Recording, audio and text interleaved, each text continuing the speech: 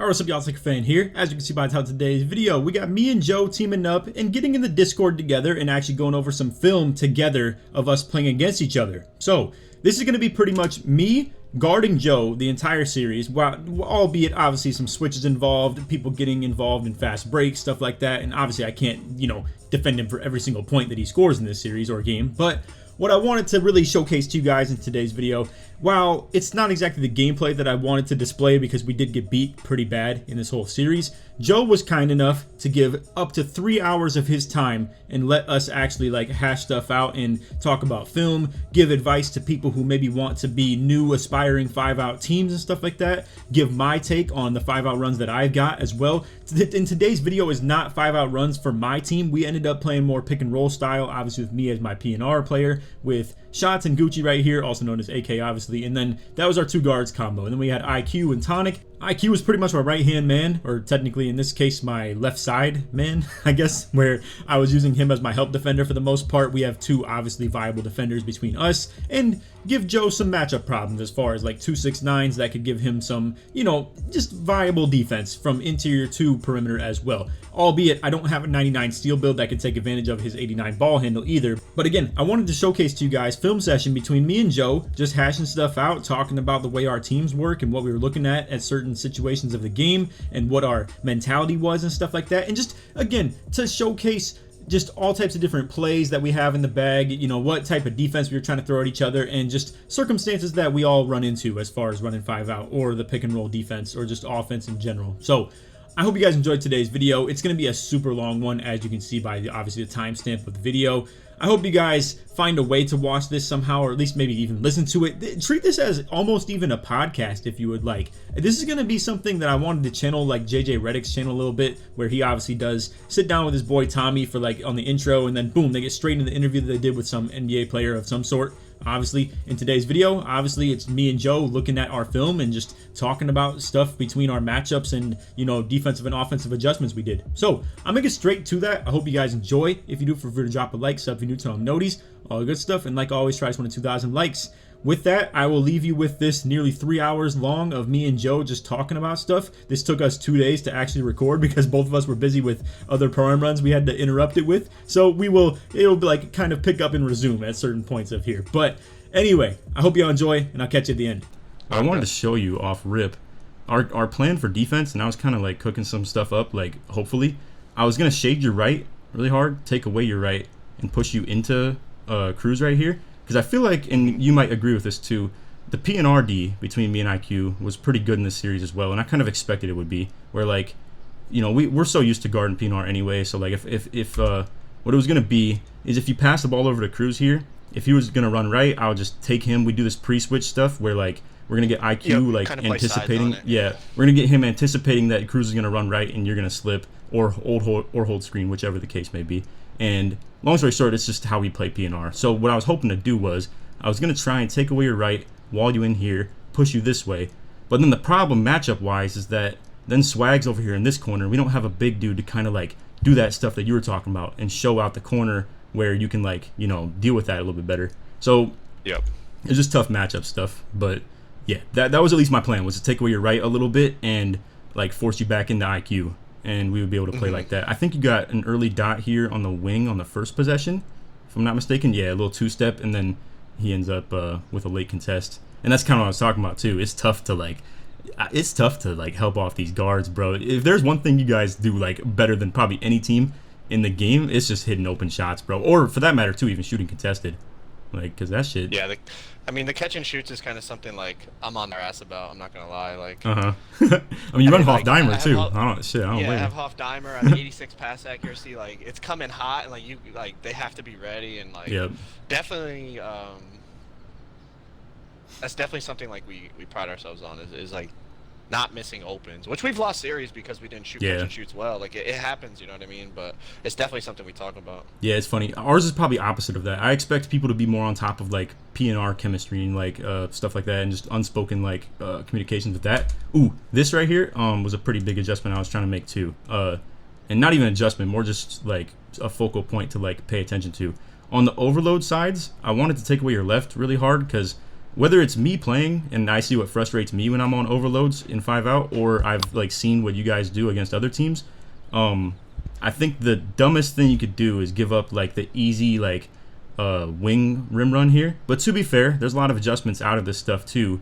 I think you would probably agree though, it is probably one of the tougher offensive looks if people take away your left right here and kind of funnel you back into an overload. To be fair, you could always just re-wrap it though. And with our team, it's kind of identical matchups, and that's what I was looking forward to here, is that we have pretty identical defenders at the like the primary and the secondary defender spots. So I'm cool with switching everything, where like he can just play your middle, right, and I can just play your left. Running the 2-6-9s, and you're both like comfortable guarding ball and like guarding like playing back end, whatever you want to call it. And similar roles in PNRD. You funneling me. You're funneling me middle just because. I mean, you also have to think like you have your weakest defender, and I don't mean that like. No, it's obvious stuff. I mean the build. The build is the weakest defender on the court. So you want to funnel me away from him. I mean that. Yep. That's. I mean, what else? You're gonna funnel me into shots. Facts. Like, one obvious thing though too that we mentioned as well, and that you guys also kind of took advantage of sometimes too, is if you get this overload with me right here. Not to mention, I think you got the shot out of it. Yeah, and I just like was too late to contest it. But if you have this overload here, you also could just call the cut from Swag, and then at that point, who plays lane? Like, that's one of the biggest issues I was thinking, matchup-wise, is when I was, like, kind of trying to devise some little game plan here. I was like, maybe if we see a corner cut here, I could, like, back up in the lane myself, play tag right here. I have this little term that I try and use. I was hoping we'd do more of it in this series, too, but we really didn't. Tag, quote-unquote, to me means, like, IQ step here with the intention of never actually staying. He was just going to touch and go, and Gucci would touch and go, and Tonic would touch and go. You know what I mean? Like, it just all get back to your own guy, just so we could keep a guy back in the lane. But unfortunately, as you can see, I'm low-key subconsciously like staying back here for that reason. And then I try, and man, these like the fake Westbrooks and the snatchback are tough, because as you can see, that's just a window to get the shot at that point, and late contest, it's gonna be wide open or open pretty much every time with that. Yep. It is what it is. As far as my 5-out too, I'm definitely just have to get better with like creating shots like that. It's obvious that like that's the type of shit that like set you guys apart, is like that you can still create threes out of that stuff with like the best defender on you as well. So I mean, that's just I mean, that's something we also talk about, that people, you know, they say like, oh, like it's 5-out, like 99 dunk or 93 dunk. It's just rim run, like quick drop cheese. And if you look at our box scores, we get more threes than the team we're playing against almost every game. We out three them in a 5-out. To use some NBA analogy, we can let this ride until we see something that we want to like talk about. But to use some NBA analogy for that, I'm sure you've seen what the Kings be doing a little bit, where like Fox is their initiator of their offense and stuff, right? But they get so many threes. And like Fox is not really like I mean, he did really good in the game one, but Fox isn't really like a 3-point sniper or anything like that. But the dribble drive like penetration is what gets dudes like Keegan Murray and like Kevin Huerter and like, you know, Malik Monk their threes pretty much. So you either choose one or the other. You get killed in the paint or you get killed in three, and that's kind of how they work. And so they got a bunch of points, and that's how you guys score a bunch of points per game too. Yo, this right here, I was seeing. This is something that you guys like to do quite a bit, where Swag kind of like fakes coming up the corner and just like cuts off wing, right? And man, this is so tough, bro. He's like, this is the life of this small guard stuff. Cause like, I guess it's just oh, I was curious too. I have a question for you. You just use regular pass settings, right? You don't have that like, you might not even know what I'm talking about here. The pass icon, like, the setting where you can like hold you can hold their icon to like throw a high pass and like shit like that. You don't have that, right? Nah, I don't have that. No. Okay, me and AK were wondering, like, bro, it feels like your passes get like so like high and like unplayable for these guards, and like I guess maybe that's just part of it, where the dude's tall and the other guy's short. Yeah. So it is what it is. Like, unless I have it on, I don't even know I have. No, probably not. No. Okay. It gets really troll if you don't know about it. But yeah, so stuff like that though is what I was talking about. Like, this is like what I used to do with the 5-out squad as well, is try and live through the cuts and attack the guard a little bit when I'm not on takeover, because it still builds it up too. Like, assists still go a long way with that, and not to mention it's just, you know, I mean, it's a bucket. It's easy to get too. So like, it was the issue we were having between like me trying to figure out how to still play on-ball lanes a little bit, or who to trust with that, or to just purely trust AK with it. I mean, our other idea was maybe to put AK on Bauer. Also, that was tough too with the block right there as well. But let's see, scramble mode a little bit here. We just got, yeah, so I told IQ to slide over here, but yeah, simple. So that's another thing that's kind of convenient about our defense. And Gucci has defense on his build, right? It's he has 85 steal. Yep, 85 steal, 86 prim. Yep. So this was a matchup I was thinking about potentially wanting to run primarily, but I wasn't sure how our PNRD was going to look with Gucci on Cruz. So, but like with this, if I would have committed to this sometime in the series, I probably should have tried it a little bit. We could have maybe tried to get Bauer a little bit more involved, and maybe I could have funneled the offense more into this right side and tried to take you away from the pick and rolls. To be fair, there's nothing I can do about that, though, because like if you just throw the ball here, then like now it's PNR no matter what. I can't just shade you away from it, you know? It's not like I can off-ball pest you to just keep you as an off-ball player away from this stuff.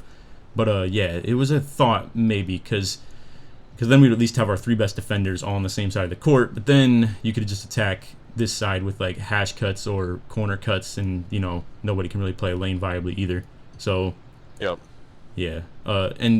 sure you saw, like, I mean, obviously our lineup goal is to present those problems, you know what I mean? It's not just like you guys, it's anyone. Like, our lineup, like the builds, the strategy, it is catered towards a team that plays with a point guard that has no defense, a smaller 2 guard. It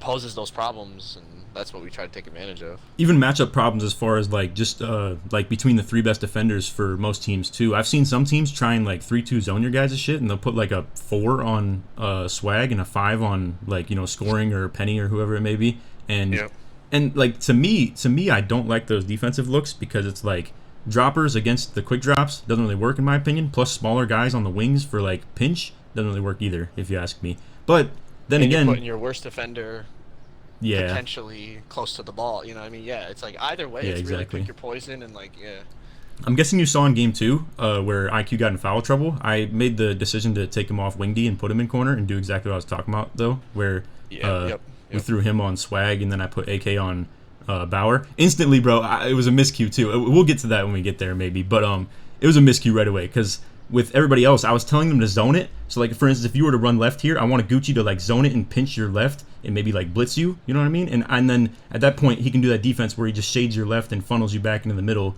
and we have our 3 best defenders there. But with AK it wasn't going to work like that, because I can't just put him on ball on you. So on that one that you instantly like wrapped Bauer to the middle, we had miscue because I was going to follow it, but then like nobody really like stayed with Bauer, I think, and then you guys got a 3 off it like instantly on some big momentum stuff.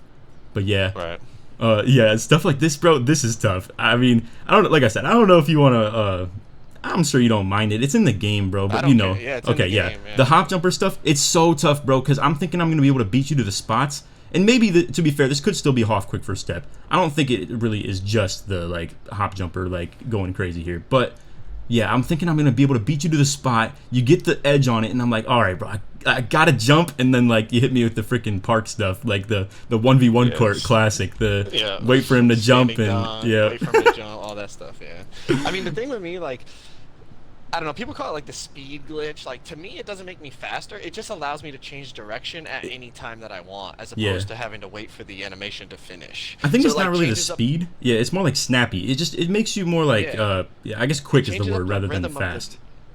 It like changes up the rhythm of the dribble, and like that's what like I'll use it. So it's like, okay, he's played me 3 possessions and I haven't done it. Now I do it, and like the way I move is completely different. So it's like he's playing against a completely different player. So and to be fair as well, I made some adjustments on that game too, because I was like, yo, I keep letting him do this stuff because I'm just like I'm playing too far back, I guess, off the like early parts of the possession. And to be fair, one thing I will credit you for with that as well, I get very fast-paced in my 5-out style on offense, and I don't take enough time to do stuff like this, where as you can see, like I guess you didn't do it on this possession, but a lot of times when you're going for that switch, I see you do the hop jumper stuff too, and that's patient offense. That's on some like Luka stuff where you're just like, okay, I'm gonna go for the matchup switch maybe and get what I want with this, and in the meantime, while we're setting that up, I'm just gonna do something like, you know, that's gonna obviously benefit the offense as far as that goes. Whereas for Yeah, like me, I'm trying to push the pace. speed. Yeah, for me, I'm trying to Yeah. push the pace way too much, and I don't really take enough time to do patient stuff like that. So that's one thing that I guess we're making this video for, is to like speak to other people that want to run 5-out as well, and for my own notes that I want to take too, is that I need to do more of the patient pace stuff too. Because yeah, I can see like even if it's not matchups that you're hunting here, it can just be like displacement of defense. Period. Because and we already mapped this out too. I was telling IQ we're gonna take he's gonna take your left every time that you do this, and like I'm gonna take the wraps and stuff too. But to be fair, if you fake a hash cut or something like that too while doing it, then it's like, well, then what? Because then I have to back up in the lane and leave you from the top. So it's just a lot of miscellaneous offense and stuff like that, where you can see just a little bit too late to your left. And now this is the stuff I was talking about. If you get beat on that overload, like on like a drive, because you didn't cut him off hard enough to left, then you're left in no man's land right here.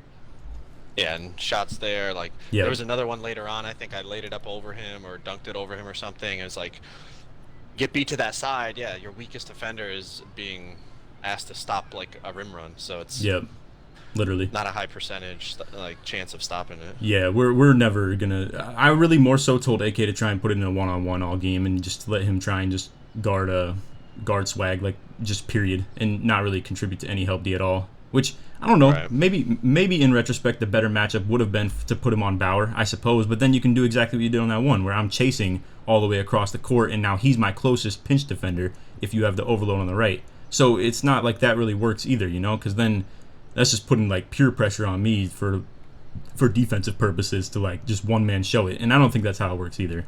So yeah, but yeah, once again, I'm trying to match all the moves, hit it with the hop jumper. I mean, man, it's tough. I think, like I said though, I in the second game I just had to make like a mental adjustment of just purely like playing higher and just relying on the bump, relying on the like just hopefully I don't get like clamp breakered, or hopefully I just don't get mini bopped. I know a couple of them. You had me 2 times I think in the mid range where like you had it like right about here and just beat me baseline because I was just not quick enough to cut it off. But I mean, hey, I guess that's just the life you live here.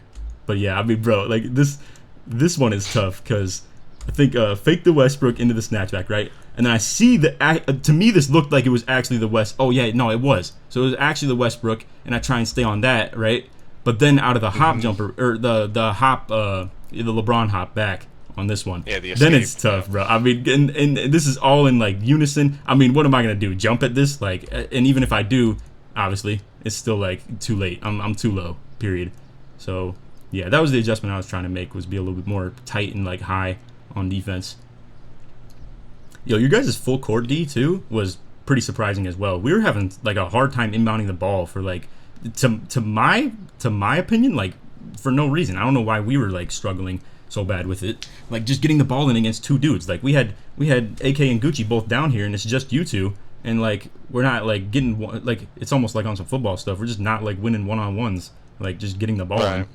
But yeah, so you can see right here, my mentality was to play your middle, and I was gonna let Gucci take this right here, because I was thinking Bauer was just gonna like come across, but then he cuts. So this is where the miscue would come in place, where if you did wing cuts, I didn't really prepare well enough for it on the same, like you being the same side. So you can see I tried to back up in the lane because I was thinking Gucci was gonna take you, but then you run back middle as well.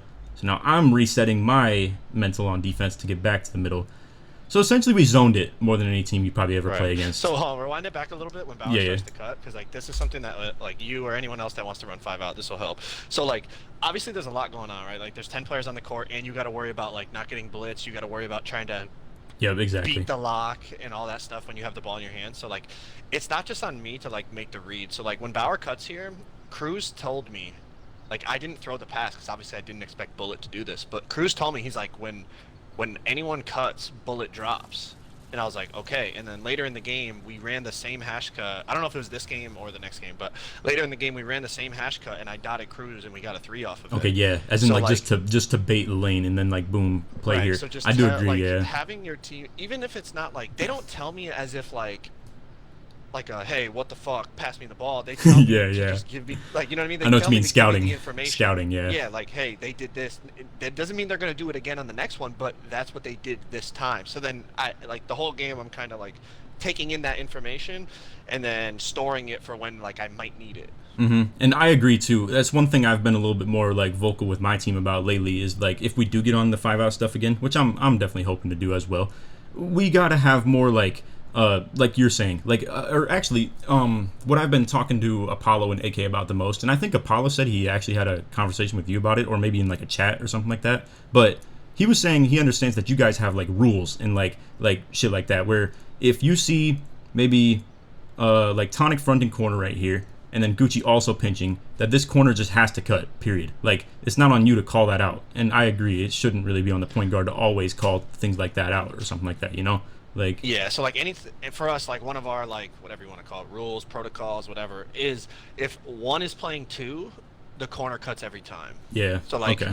right here, like I think I told Bauer beforehand as I was coming to his hash to like take the cut and replace top of the key, so we did it that way. But like if I had the ball in the middle of the floor here, and you guys did this, like you sent Gucci on like a blitz or like a over pinch, Bauer would stay there and he could either like two-step it, kind of fifi it to like the wing corner and scoring. Yeah, exactly. I agree with that too. Yeah, so, like the Fifis can be a really good option for beating that as well, because then then you get Tonic chasing here, and now you catch Tonic like having to be in a 2-on-1 where he would have to guard the corner and paint because me and Gucci are not close enough to even follow that either. So yeah, you're right. There's many options. I wouldn't even say like as far as that. I wouldn't even say like send Bauer all the way to the corner. Like he could stay wing or just slide just a little bit as scoring cuts, like that wing corner. So then it's like if Gucci reaches or like even if he doesn't reach, he just over pinches. Bauer either has a 3 or scoring has a cut, and I just have to make the right pass. Yep, for sure. And it's on the center side too. So one thing I try and do a little too much with the 5-out probably is do things like that to the guard side, but then the thing about that is the center can rotate, and now you're stuck with like 5 different reads, bro. Because if you let's say like kind of reverse this, right? Let's say AK was over here in this corner and Swag was too. I know it's not often, right? Because obviously that's how just the offense sets up. But my example here is if you called like a Fifi to the guard side right here, where like let's say Swag cut and then he moves over here with Cruz, moving to the corner. The thing is, then the center might swing off the opposite side, and someone else might get playing a 2-on-1 over here, and now you still have to read out a lane on the guard. You got to read out your like Fifi over here. You got to watch the center dropping and see if he's gonna like get boxed up on this right here. So long story short, what I'm saying is actually running plays toward the center side. I might have to keep that in consideration more too, because if you send scoring down right here, I know we're talking about this a lot, even though that didn't even happen at all because it was just a Bauer cut. But anyway, if you were to send like a Fifi over here, then at that point there is no help defender to be read right here. Like this is like IQ trying to play purely like so many lanes at once, and that just can't happen, obviously. So I guess what I'm trying to say is for anybody out there and also myself, probably don't fear the center on defense quite as much on cuts. At the end of the day, I mean, this guy's put in a lot of 2-on-1 situations. Like, yeah, and especially like I wouldn't even say it doesn't like in this situation that we're talking about. Like it's not like a design play to attack the center side. Like it just so happened like Gucci tried to like make a play, or like you told him to, whatever happened on your guys' end to have Gucci commit to the ball. It ended up that that's in our system. Like that's what you go to, because that's either a wide open 3 or an easy 2. And like we'll take that, and then that forces you guys to make an adjustment. Yeah, so like I was saying, we were zoning that too. So he was gonna take your right, so you like kind of faked the right run, and it looked like it was just gonna be like a replace to the top or like a cut or something like that too. Which at that point, me and Tonic can both cloud up the lane. But then you go back middle, and he goes back wing. So now like this is stuff where I'm just gonna be reeling a little bit on defense. Thankfully, IQ did play a little bit of pinch right there for me too. But I got caught kind of overplaying a little bit. So, I mean, and I'm not going to lie, bro. If you want to talk about it on some, like, Mortal Kombat type shit, like, just, like, bro, combos like this where you just get me out of place, like, at the end of the day, you're not open yet, but I'm reeling. You know what I mean? Like, I'm in spots that I don't want to be on defense, like, chasing like this. And then I might, like, have to overplay something. Thankfully, then we get to a little reset. Like, I'm able to just get back to my spot. Yeah, hey, that was the one I'm talking about, too, bro. The freaking MIDI ISO. I got to get on that more, too, bro, because I'm not gonna lie, like, and I don't know, maybe I know, like you said, you don't want to give away too many tips as far as like guarding yourself. I mean, I think the biggest thing, like, I haven't watched like every single game that you've ever played, obviously, but like, and vice versa, like you haven't watched me, but like the thing that you said about being like patient and like taking your time and like kind of like on some Lucas shit, like don't get sped up. That's something I learned like a few off seasons ago when we lost to ESGN in that series. Like that was our first like league this year, and obviously like at the time those were all league players and shit. So like that was, I watched it back and I was like, man, like if I was more patient, like sometimes like just stand still, like just wait 2 seconds and just see what the fuck they do, as opposed to like I would like walk back, Kobe. Oh, he boxed that. Okay, now I need to cross Kobe. And, oh, he boxed that. Oh, snatch back. He's on it. And then instead, like, just stand and like make the lock, like show his hand. Like, what are you gonna do? Are you gonna back up? Are you gonna step up? What are you gonna do? And then go from there. So it's like instead of allowing him to dictate what I do, like I make him show me what he's gonna do, and then I base my offense off of that. And honestly, I mean, it's a pretty big thing too, because obviously if you I mean, like, okay, so right here, exactly what you were saying. Like I showed middle a little bit here. Like here, let me make an example. I'm showing middle. Ball's in your right hand. You see a green light at that point. You're like, all right, going for it. Yep. And I just don't cut you off quick enough, and then obviously it's just the jump game at that point. This is kind of, and this is makeshift dead zone, like for centers. You know what I mean? Like if you can, and 100%. I'm familiar with it too, for sure. Like if you can beat people to this spot, you're good from this point. They either have to jump. If they do jump, you can play for another like shot. I know. Obviously, if maybe Tonic sends it a little bit off the corner, then you got to make a somewhat quick read because now your 3 second is obviously ticking. But at that point, I don't know. I mean, it's something that's a little bit risky to do on defense, obviously, even late in the clock too. I mean, it is what it is. But either way, it's, I mean, like even if he does send it, it's still not something that's gonna be efficient enough for the blocks. Which is also what I was saying too with the defensive style. I don't believe droppers are the way to stop 5 out. This has been a thing. Oh, also shout out to the defense here. But I don't think the droppers have been the way to stop 5 out, even dating back to 2K21, like next gen, where contact dunks were crazy. All you're asking for is for someone to get quick dropped right on their head, or like a late arriving contact dunk or something like that, like how you did J-Dub in the synergy game. I watched that too. If you remember which one I'm talking about, you had like the X button contact where bro like dropped off the corner. Yeah. Or maybe up on the stick. I don't know which one you did, but also, as far as your guys' defense, this is what I was picking up on was happening the most. So scoring was making some crazy like impact on this shit too. Like he was playing 2 on the stack side, or like we'll call it obviously stack side, because we're in PNR. But yeah, so that like then whether it was swag or you could like make big plays right here. What I wish we were doing a little bit more too though was just in general, if Gucci's got the ball and he sees Bowers coming at him, I would prefer if we were just putting the ball in AK's hands more anyway, because we got 2 pretty equal ball handlers. And no disrespect to your defense, period, but obviously build-wise, like it's definitely a smarter idea to attack you than Bauer, just in general. Plus, with Gucci only having 89 ball handle, I mean, putting the ball in a 2 guard's hands against the 99 steal is probably not the move. Even though, actually, and I think that is a pluck too.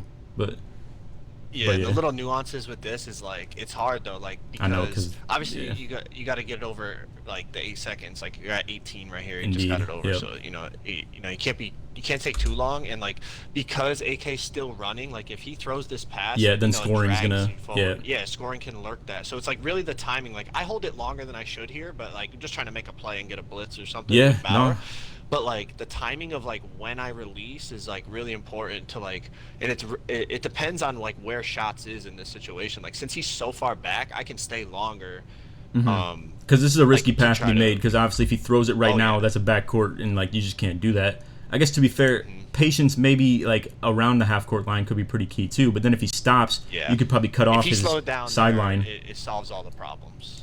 That is true. There is only one present problem. If he stops right here, you can kind of cut off his sideline, funnel him back into the defense, and then maybe they can still play like some sort of stuff like that too. So I mean, it is what it is. But yeah, Bauer kind of sends that right there. I mean, either way, it was still our ball. It's kind of like you said, fluke stuff, bailout. We were able to keep the ball off a bad turnover, essentially.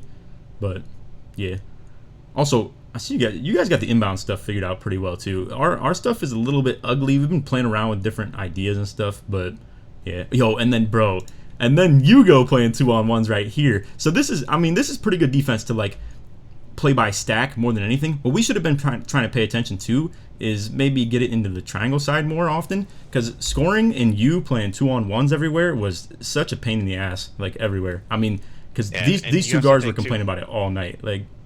Most teams don't have a 6'8" to play to. Like if that's a 6'3" over there, it's a lot harder because I'm smaller. It's like I'm 6'8" with damn near max. I'm 1 off max wingspan. So like, I can kind of cover that side of the court for a decent amount of time. I know that's the thing too. People will like talk about your lack of challenger and stuff like that, same way I did too. But being bigger wingspan and just a taller player in general, like it goes a long way to like counteract that whole no challenger thing, as opposed to maybe Gucci with like a 6'3" with I think it's probably gold challenger I think with the 86 prim.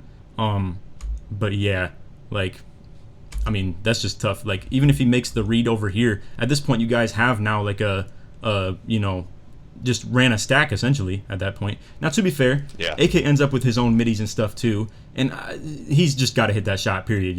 Like I mean that's just like how it is. Yeah, he did well on that possession. He did well. He got a good look. Yep. It is what it is. I mean, like looking for your shots is the key. At the end of the day, missing open, it kind of just will happen unless you're you guys. But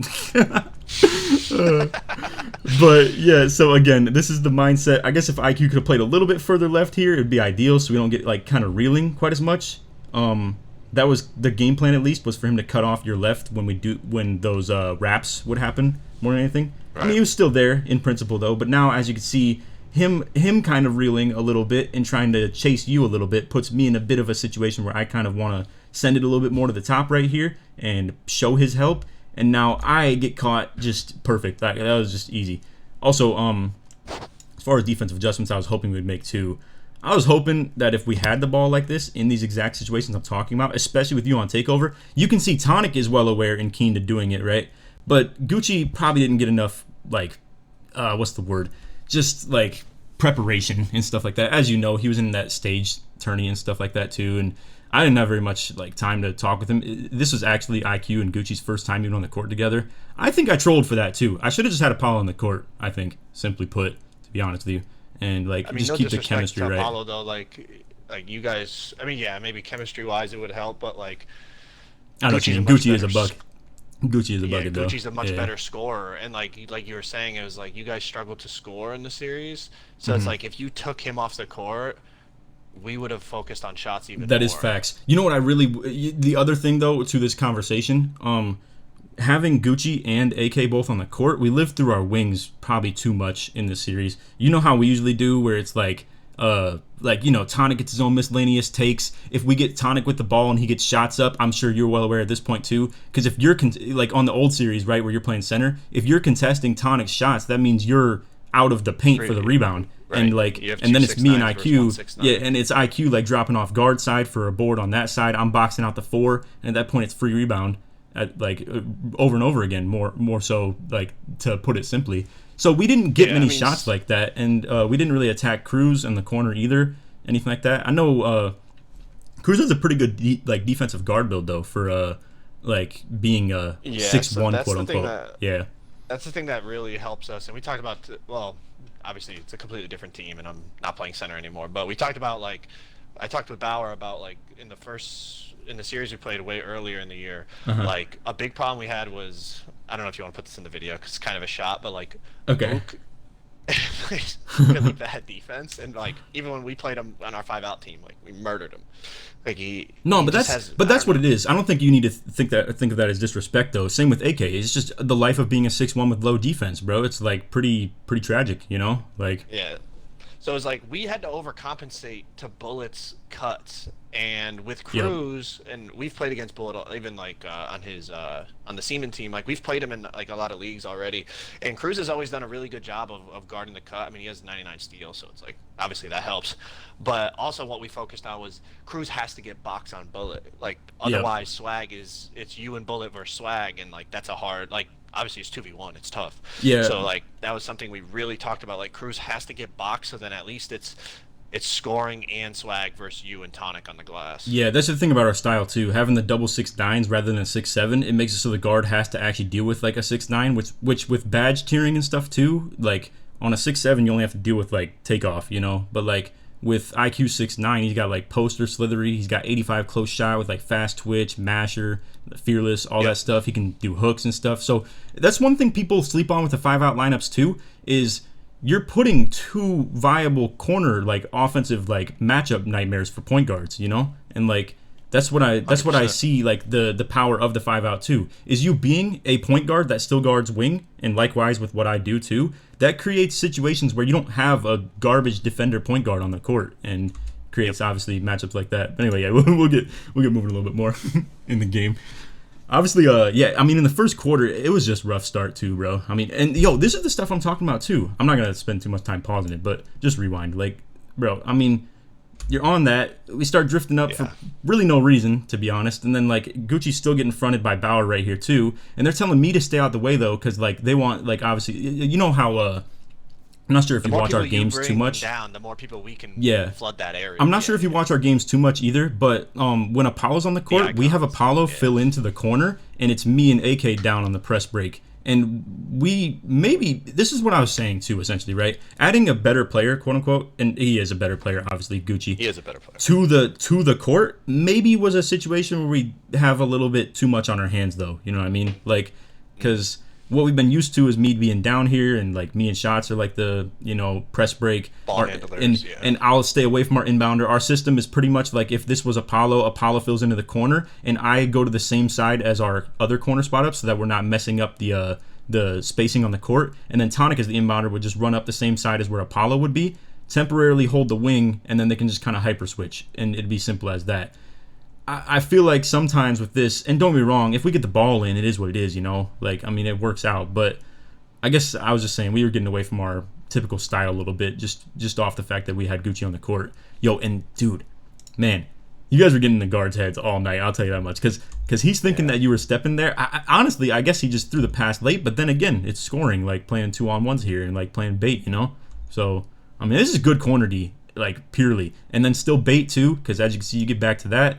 Back with 1 second left, and again, normally with our typical team, we'll probably be going to like corner, like Tonic, stuff like that more often. I don't know why we got away from it, to be real with you, and that's our own problem. It's not your guys's, but like.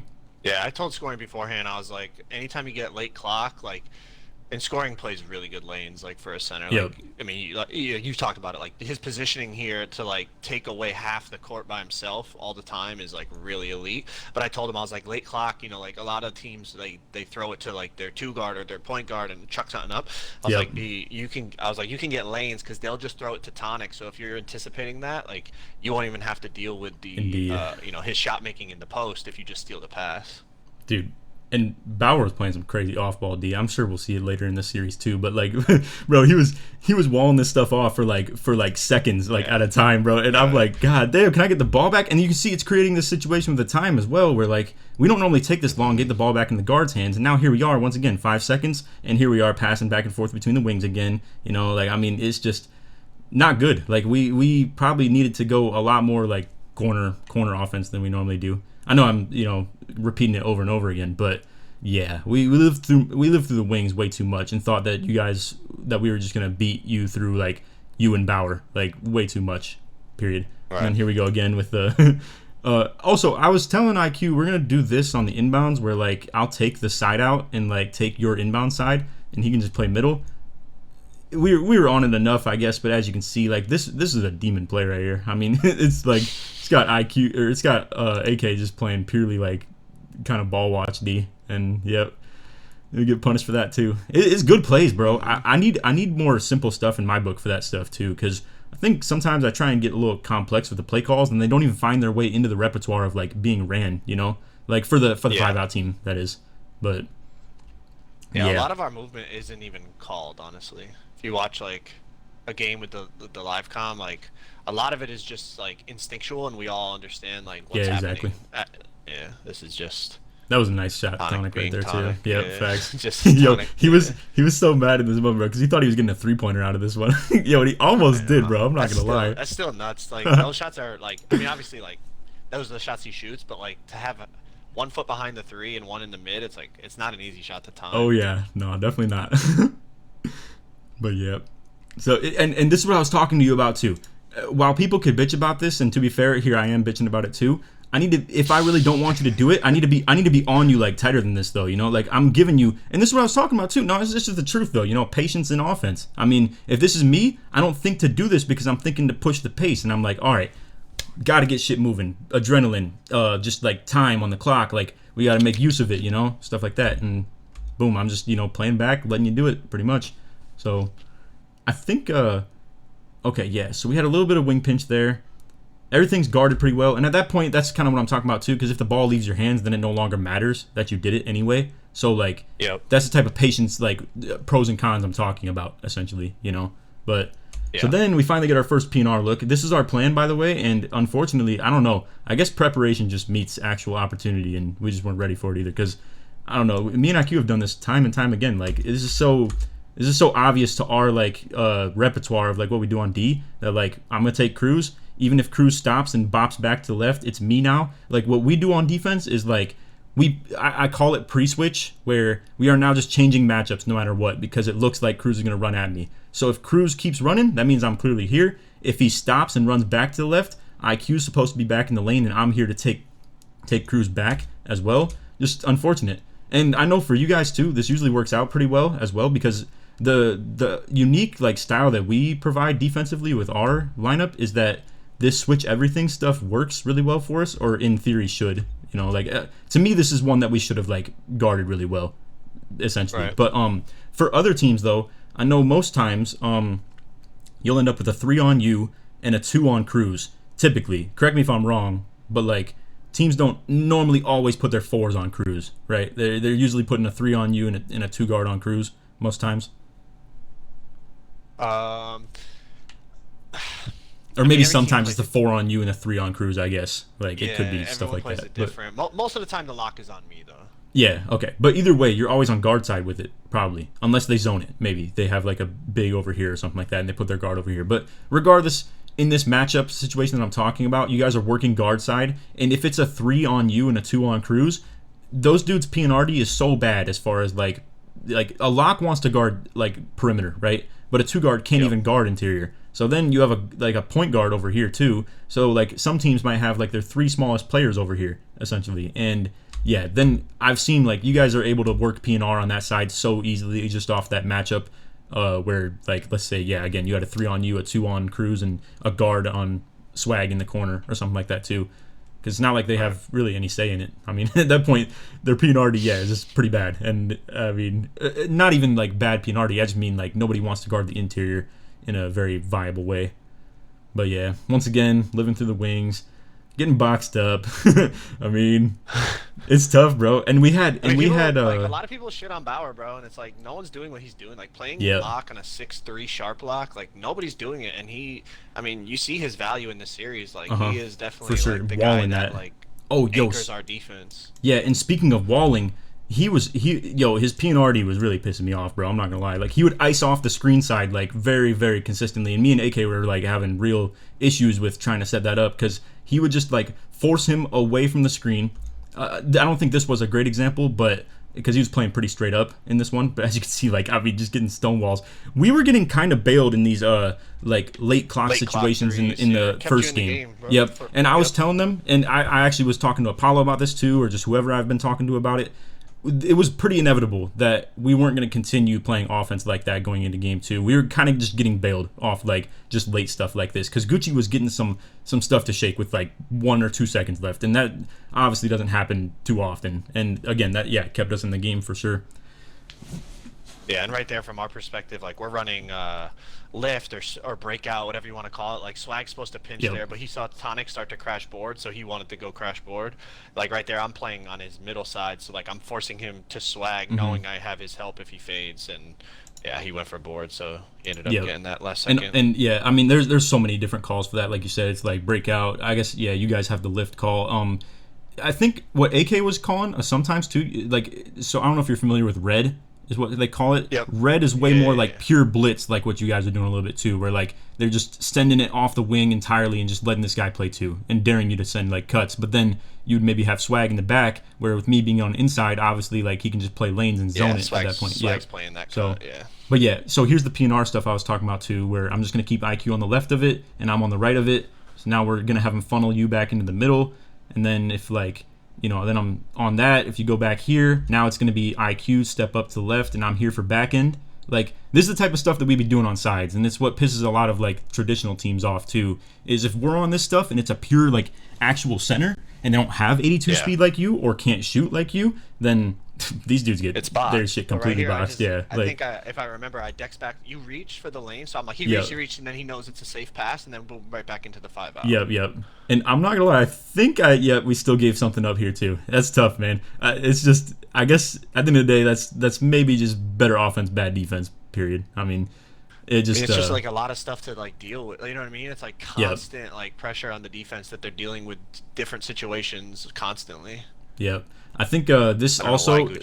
I think this is also his inexperience with the lineup too, because playing traditional, typically your center is LT, your corners are like X and Y, and then like IQ's Y, Tonic's LT, I'm A, shit like that, and like I don't know where I guess he was maybe trying to throw to me for a reset potentially. I have no idea, but yeah, Cruz maybe ready to play lanes. A. Yeah, he might have clicked A. I don't know. Yeah, I don't know why he would throw that, because like Cruz isn't gonna drop on a Tonic cut. That doesn't make any sense. Yep. So there's another foul used up too. This goes deeper than just that too. I mean, there's things like teammate grade, takeover, stuff like that are being like my takeover getting depleted on that. I don't know, just random little tiny things like that. Even if it's not under 2 minutes. Once again, it's like cut to his side. Like yep. Compound. It's all a compound effect, bro. Yep. Like, all the little things like add up in this game. Yep. Same with this too. Yo, is this a call as well? Like, yeah, this is okay. Is so this is Fifi. Yeah, this is Fifi pop, like pretty much. It's just a Cruz wrap, so I cut. Okay, yeah. I want to involve more of these in the 5 out team too. We're gonna call this Fifi pop. I'm probably gonna be used as the popper more, with like someone else handling the ball potentially, and it would be like me, wrapping to this corner replace to paint, and like attacking guard side pretty much. And they can't really do anything about that, because then our attention as me and IQ between the two defenders is obviously taken up by you and Cruz at that point, and then you get the guard for free pretty much, with no potential of playing a lane. We could have baited a little bit more off the corner side, like for Tonic, I suppose. Well, one thing I was a little bit irritated with the result of this series, looking back at it, I wish we made scoring shoot the ball a little bit more. I mean, I think you only had 1-3 like the whole series pretty much, and this too. We need to do a lot more of this as well, between like the wraps, the hash cuts, stuff like that. Like, because right here, Bauer's walling him in, right? And if we don't move Gucci at all, then like... If you watch these back, I'm on Swag's ass, because we knew Gucci has standing dunk, and he likes to cut out the hash. I got you. So like, I'm telling him, like, bro, he's like, his first time he did it, I'm like, we told you, bro, we told you he's gonna, you know what I mean? Yep. And like, since you're on the inside, like, we kind of wanted to leave it, not all the time, depending on the situation, but we wanted to leave it to Swag to play that. Yeah, facts. And I guess like the end result of this would be, if he was in the lane more, that it's just a switch, and it's just a wrap that we're getting a matchup switch on, right? Where we're getting you instead of Bauer with the ball. And also the whole point of that is to get AK out of this spot, because like, at this point, where are we going besides right? Like, we're not going left. There's no shot. But yeah, Bauer's like doing a good job of walling that off. Yep. So yeah. Also, if you don't mind, would you be down to pick this up again another time, and we could just resume the recording? Yeah, for sure. I think these dudes want to. These dudes want to play overnight. Okay, too, cool. So we can make it to half real quick and call it good. Oh, this is the one I was talking about, by the way, and I'll let it ride a little bit more here so we can actually get shit going. But this is the one I was talking about a little bit more, where I was wanting Gucci to do stuff like this, where if we're prepared to take that right, he can just play your blitz. And then you have to be a little more patient and like careful with it, where you're going to be a back further and like not attacking as much, stuff like that. Yep, 100%. But yep. Just the different looks, like, what I mean? It's the same, whether it's a 5-out pick and roll, like any offense, like you don't want to give a steady diet of anything. Dude. I know. Like a steady diet of anything a good team is going to figure out, So you want to throw those different looks. This is where I thought the wheels were going to fall off, bro. I was like, holy shit, are we serious right now, bro? Like... And I think, so we didn't use our foul, but yeah, there it was again, me trying to corral your left in, and like I'm just chasing, like it's just that's still fast break at the end of the day, like, because I'm not structured in a half court defense. And while it is, just and also I think Tonic was missing a couple opens, but I can't hate him for it, obviously. I mean, shit, it's not like I be hitting my I don't have opens. So and then this too, that was tough. Yep. I mean, I guess things could have gone a little bit better for us too, but I mean, it's like you said as well. While I don't really believe quite as much in the whole RNG, like in just randomness thing, I still think people have to make adjustments and have to make like actual physical, like, impact on the game and stuff like that. Obviously, things like that too, even like a tip pass to the corner, like things were just kind of piling on right here as far as like stuff like that. But then again, we got Gucci to bail us out at the end of the clock right there. threw a yellow. Yeah, when I say RNG, I just mean like things like, all right, so he missed a green meter dunk over. Yeah. I mean, yeah, okay. Swag has, I think, 99 block and high interior, so like I get it. But then like later on, you made a close shot over Yeah, Swag on like a yellow with like 65 close shot or something. with a Yeah. 65 close shot. Yeah. So it's like, why would the green meter dunk miss and then the Exactly. close shot go in Yeah. over the same defender? Like shit like that, where it's just like randomness. But no, I agree. Overall, it is adjustment based, and for the most part, like, especially in Pro-Am, the game is long enough that you should be able to like figure things out and, and win. Yep. I agree.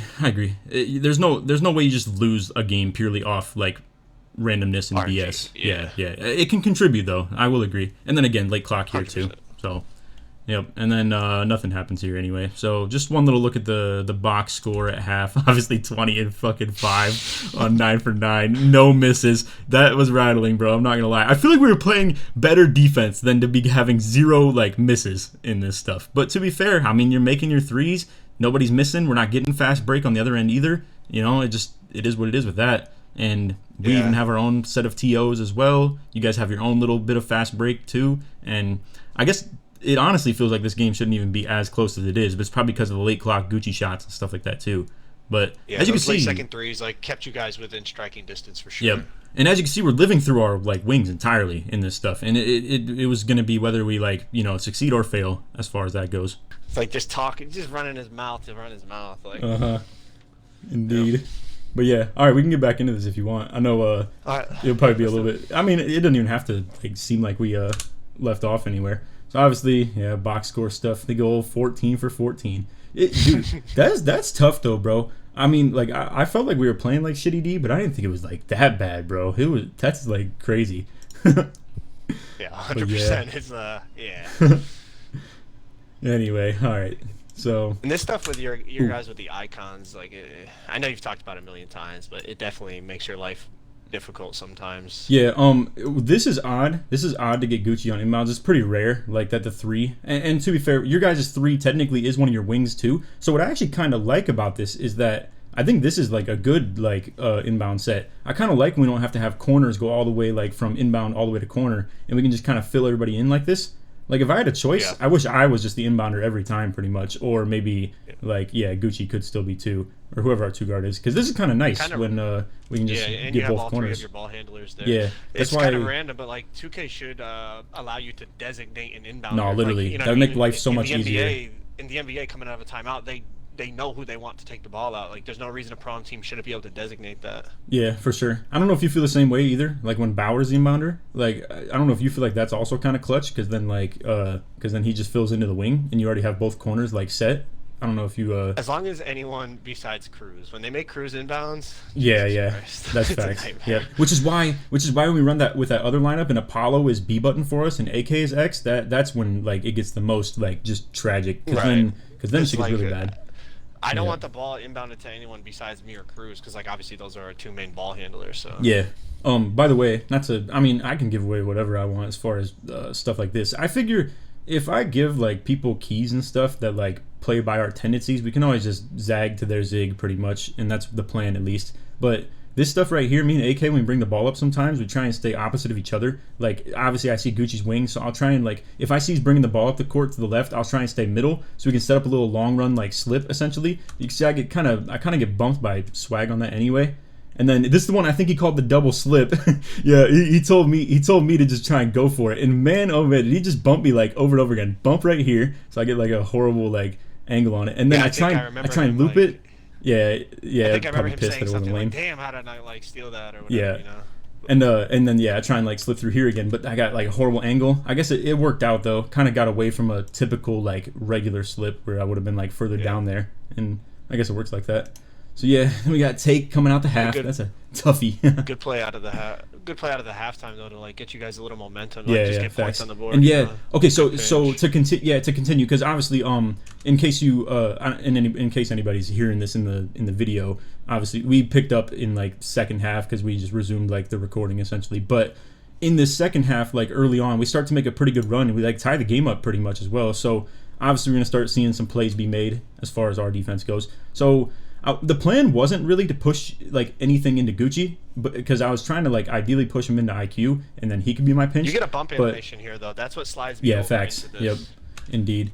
Like so this bump right here. Yep. And then he just green lights it pretty much and just sends it. And I think what we needed to maybe game plan a little bit more is the way you guys are playing defense, and I see even recently just in general like scoring, making hella plays out the corner with like just baiting the stack side pretty much. Because I guess in 5-out you can call either side stack side, right? I mean technically no, because our center is obviously on this one and our guards on this, so you know it doesn't really work like that. But yeah, definitely what scoring's been doing, I wish we would do a little bit more of it too, where maybe Tonic just instinctively like sees Gucci go and like boom, just like plays right here essentially. Yep. So yeah, I mean that's just something that like sets like, if you look at like each individual position in terms of like ability and overall play, like that's just something like a really like top tier center like yeah, for sure, good at, you know, like and playing that sweet spot, taking away half the court. Yeah. And I mean Tonic is like an offensive, like I feel like an offensive-minded center. Yeah, for sure. It's not a traditional center by any means, obviously. Yeah. Also, I guess one thing I was gonna say too. Actually, I don't even have to rewind or anything like that. I was just gonna say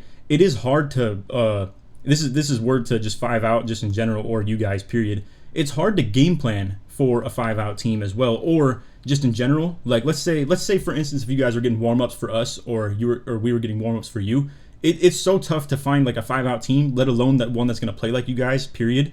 So then like. You never know what to expect with it. It's kind of like, I don't know if I can really draw a good example of it sports-wise, but maybe just like, I don't know, like maybe baseball, like thrown to a left-handed like batter, I guess. That's too common though, I guess. But I don't know. You get what I'm saying. It's a little hard to find the matchups like we talk with about stuff it, like that. like, you know, like reg season, like, you know, you just type in the Discord, obviously, for anyone that does, Yeah. just type in the Discord, whoever's available at that time, like, you play the games, you got to get the games in to make the playoffs. But there's teams that won't play us, and they're like, nah, like 5-out, we're not playing against 5-out. Yeah, I like, know. Or you ever been loaded up and they just win, dash right away? Like, yeah, it's like if you want to win the league, like no, like not to be like arrogant, but like every league we join now, like we're in like the final four of the finals, or we're winning it. So it's like to win the league, you're gonna have to be. You're gonna have to go through. Yeah, exactly. Yeah. Once you want to get a practice game and like see what it's like, because like you said, like even if you play a team that runs 5-out, they're not going to play like how we play, and just like we don't play 5-out like other 5-out teams play. Like it's a completely unique play style that's dependent upon who's on the court. So yeah, you're 100% right with that. As far as defense for this one goes, I'm trying to use the ones that actually play good D a little bit because there wasn't too many of them.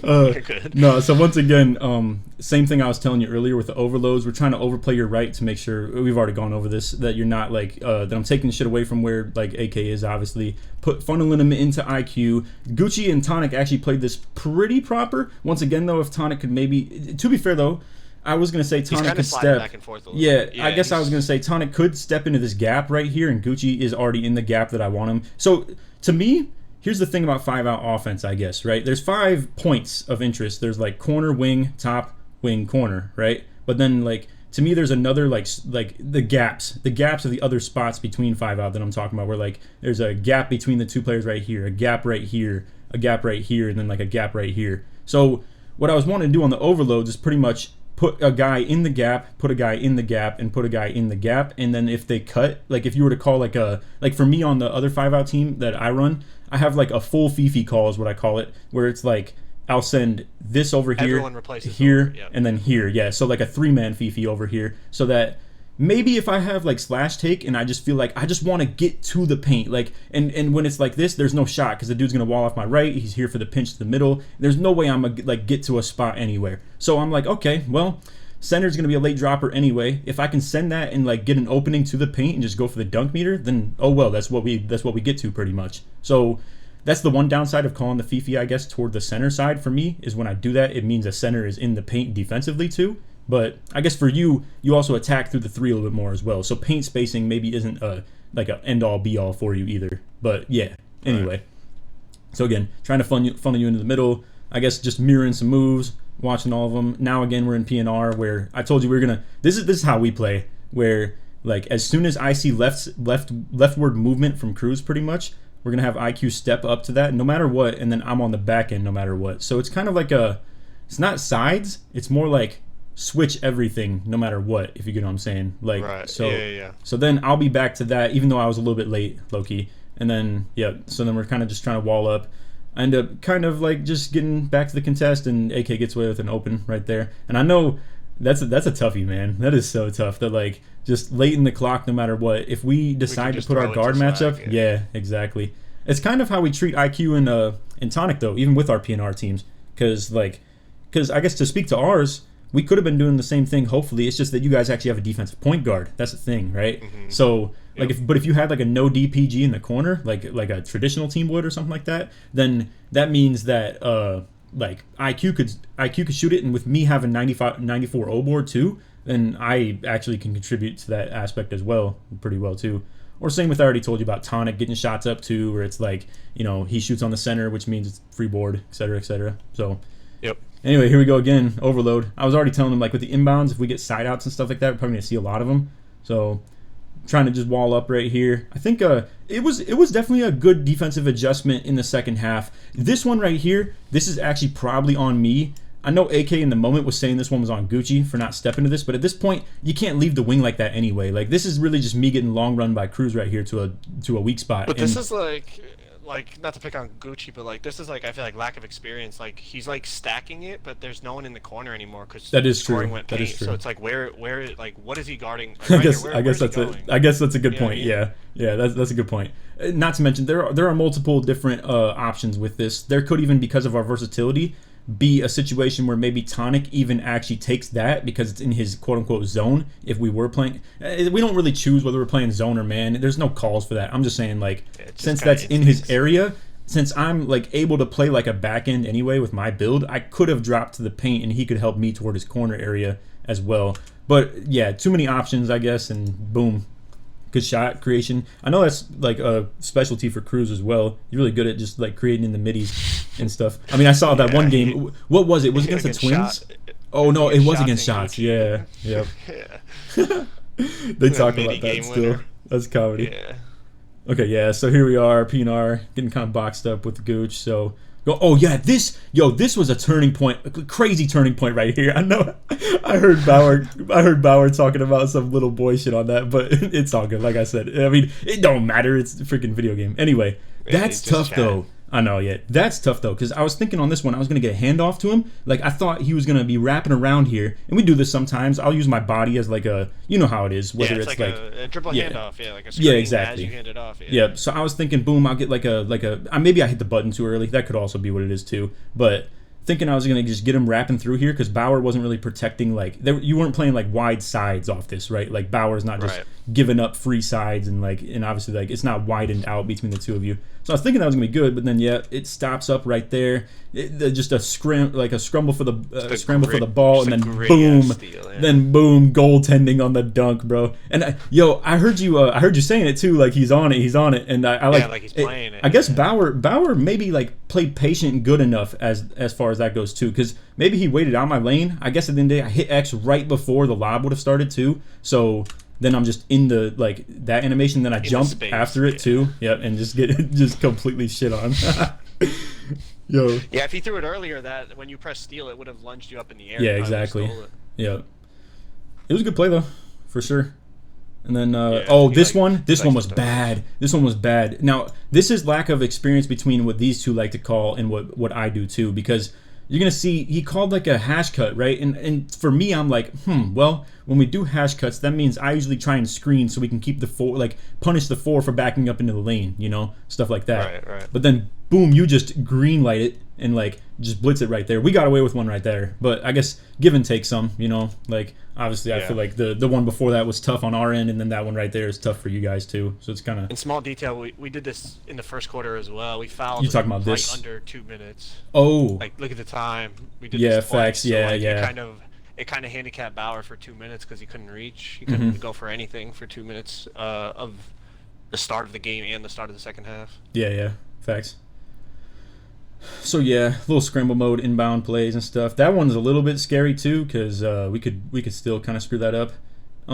Yeah, I mean, this is what I was talking about too. We're taking too long to get in our offensive sets pretty consistently, And then go to Tonic here, but the playing good help D on this stuff. He gets like a drop step animation instead of the post hop he was trying to do. And then this is the stuff that I was talking about too that we don't ideally want, because then if IQ's got it, I will say shooting over the guard is usually a little bit of a less contest compared to when the Tonic does it. But then that equals the two biggest players on your guys' team being down here for boards because it's IQ shooting it instead of Tonic. So then obviously it's just a scramble for the ball again, and loose ball rebound. You guys just have a bigger team, as far not a bigger team, but like a bigger five, I guess I'll say, as far as that stuff goes.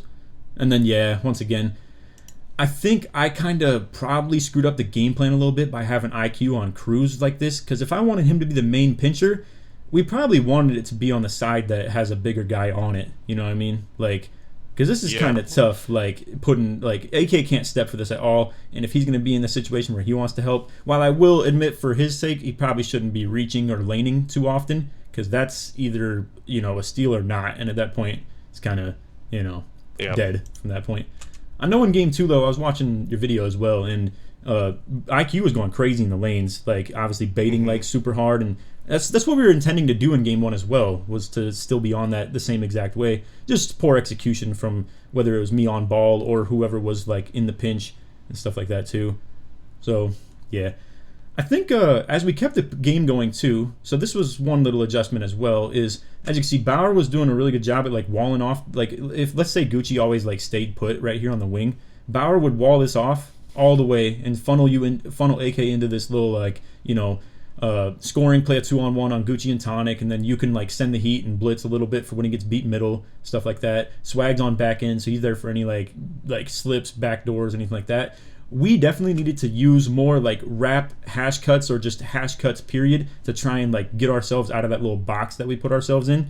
But I think we all just agreed we kind of just screwed it up, bro, as far as that stuff goes. Like just not good execution on trying to stay. It's really valuable, the fact that he has standing dunk. Yeah, for sure. I know that was the other issue So too. valuable.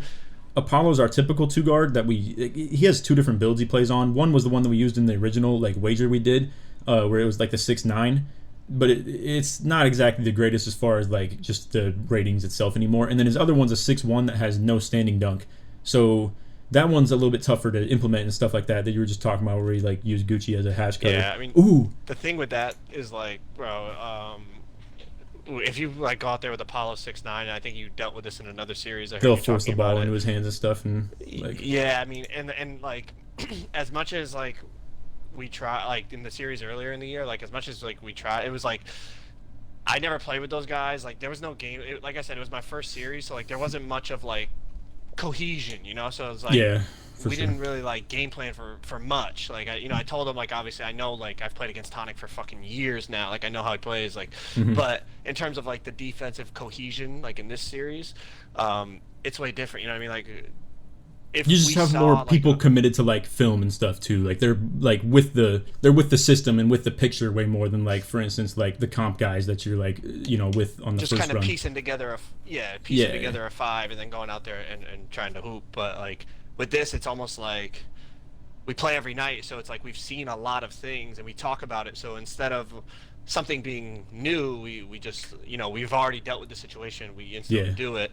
And if we had seen, like, anytime we play a team that has a big 2-guard, even if they're a demon, like we want to get the ball into their hands as opposed to the 6'1" that has like freaking 99 everything, you know what I mean? Yeah, for sure. I don't want to stay paused too long, but you remember how we did it, how our press break looked against you guys on the first run? So what we usually do is we don't even have Apollo in the press break when we play like that if he's on the big guard. We try and have and back plucks were in the game and stuff like that at this point too, so it was more feasible for teams to force the ball into my hands if they double press AK and let me get it on like let's say a full court slip pretty much, right? Like I'll just be here with him and then like I'm just up as 2 guys are on him and I like get out of the way and I just get the ball for free. People will like let the ball get in my hands and play for the back plucks back then, but nowadays it kind of works pretty good too, because then we can just, if we have Apollo on a bigger guard or something like that, he can just stay in scoring position up the court, maybe fill into a corner, and then the inbounder can go to his same side too. And then like at that point it's kind of hard to force the ball into his hands, because then I'm just here like as the secondary press break guy too. But anywho, as far as this play, I wanted to pause it here for a reason. This was comp as hell, bro. So we have a play that we do like this in our PNR team where you're familiar with Bucks, the twins kind of like so the twins kind of like talked about it the most, but Bucks is pretty much like a reset up top with a like double wrap or something like that, but we do also call V cuts out of it too. So this is exactly actually the play for that matter. It's a V cut right here with a wrap right here, and you're just, instead of being a dead the ball like dead at the top of the key right here where you can just catch it and run, instead you have the ball and like it's literally just that. And this got us out of place because, as you can see, then IQ, who was originally maybe intended to be like right here for me, I'll give my perspective on defense. I'm seeing this and I'm like, oh, okay, we got a cruise wrap right here. Like, okay, I'm gonna just like pass Joe off right here to IQ on the left, and I take cruise. Simple. But then IQ's backing up in the lane for Gucci, so he's no longer here on your left, cutting you off on that anymore. And then I'm also like, now I'm in no man's land because now Cruz, who I thought, I really do want to break this one down too, because it's probably the coolest play like of the night so far.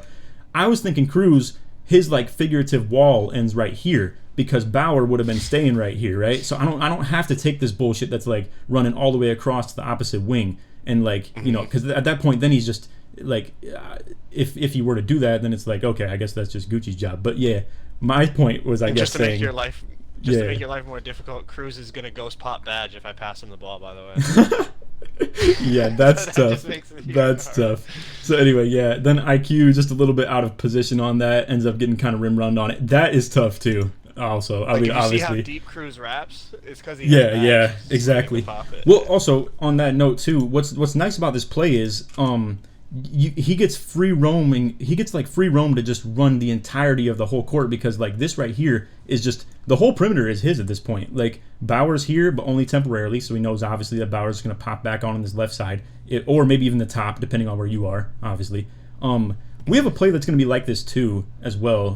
Where again, it's like kind of the same thing. It's like the full wrap, but instead I'll use them as like a pick and popper maybe. So like, but this is the same thing really. It's technically a pick and pop, I guess.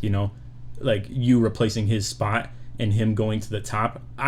I guess I would consider that a pick and pop. But anyway, yeah, so it'd be like a full wrap, because now that the wing is gone, he can go all the way from here to the top and the wing. He has the whole top of the key to work with, and now that you're in the interior, now again, like you said, he could like dex back middle, and boom, it's still not bad spacing. So that shit's tough. Yep. And then yeah, and one. Toughy.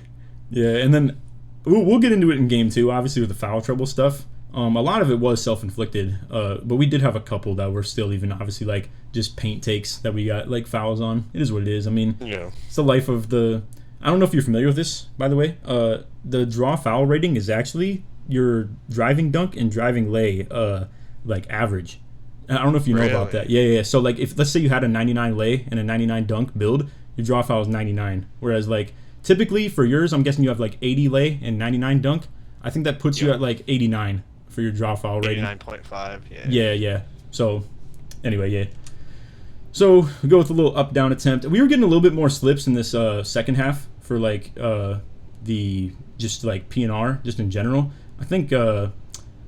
I don't know if it was a defensive thing or an offensive thing. Like maybe we were. And here we go again. God damn it! This is. Yeah, just dragged him a little deep this time. Yeah.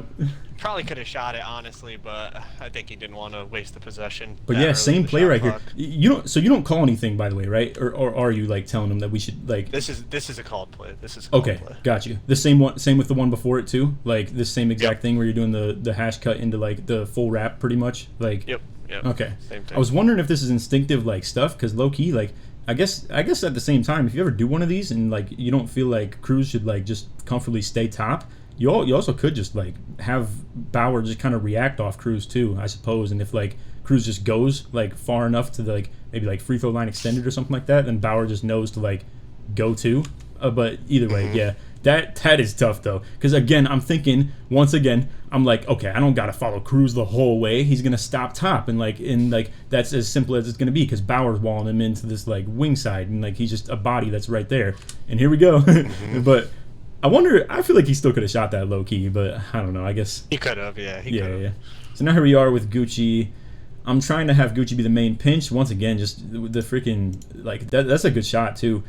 I think I don't know. I feel like I would have maybe green lighted this help a little bit more though than like I mean shit, as you can see I'm like literally in front of where Gucci's guy even is, because I'm like, yo, like send some help guys, like let's get this going over here. But yeah, unfortunately just gave it up. I guess it was also kind of tough spacing here too. I mean they're hugging each other in the moment as well. Yeah, so. I think was Bauer just replaced, like he was low on that because he Yeah, cut, let's and see. so he was just replacing out.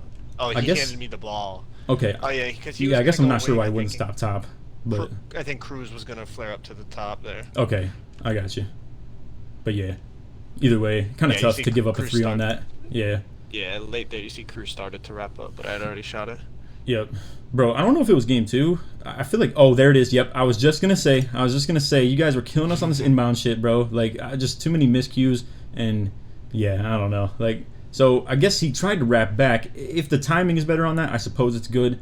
Another thing we were trying to avoid, at least me and AK subliminally, and this is with another lack of chemistry thing as far as like our 3 goes between me, AK, and Gucci, but we kept the ball in Gucci's hands a little bit too much when Bauer was on him, in my opinion. I think we already talked about that last time or like last night, 2 nights ago, whenever it was, that we were just attacking Bauer with our 2 guard like way too much. That's still 99 steal at the end of the day, and like can't really afford to do stuff I mean, like you said, that. like you say, like lack of chemistry on your side, and then if you want to look at it from our perspective, it's it is that cohesion again. It's not, it's different than just 5 guys on the court that are all good players. It's like 5 guys on the court that all have played together for 2 months every night of the day. It's like we talk about the fact that it's like, okay, PG has badge. We know they want to give the ball back to the PG, so Bauer's going to be more aggressive and try to, you know what I mean, jump that pass. It's those small details, and they swing games for sure. Yo, and dude, this is why I was bugging so hard in this first game. I'm like, I know I'm getting lit up a little bit in this half court, but I was like, how is Joe living on takeover the entire game, bro? I feel like I'm not like giving up that much when he's not on take, and I didn't realize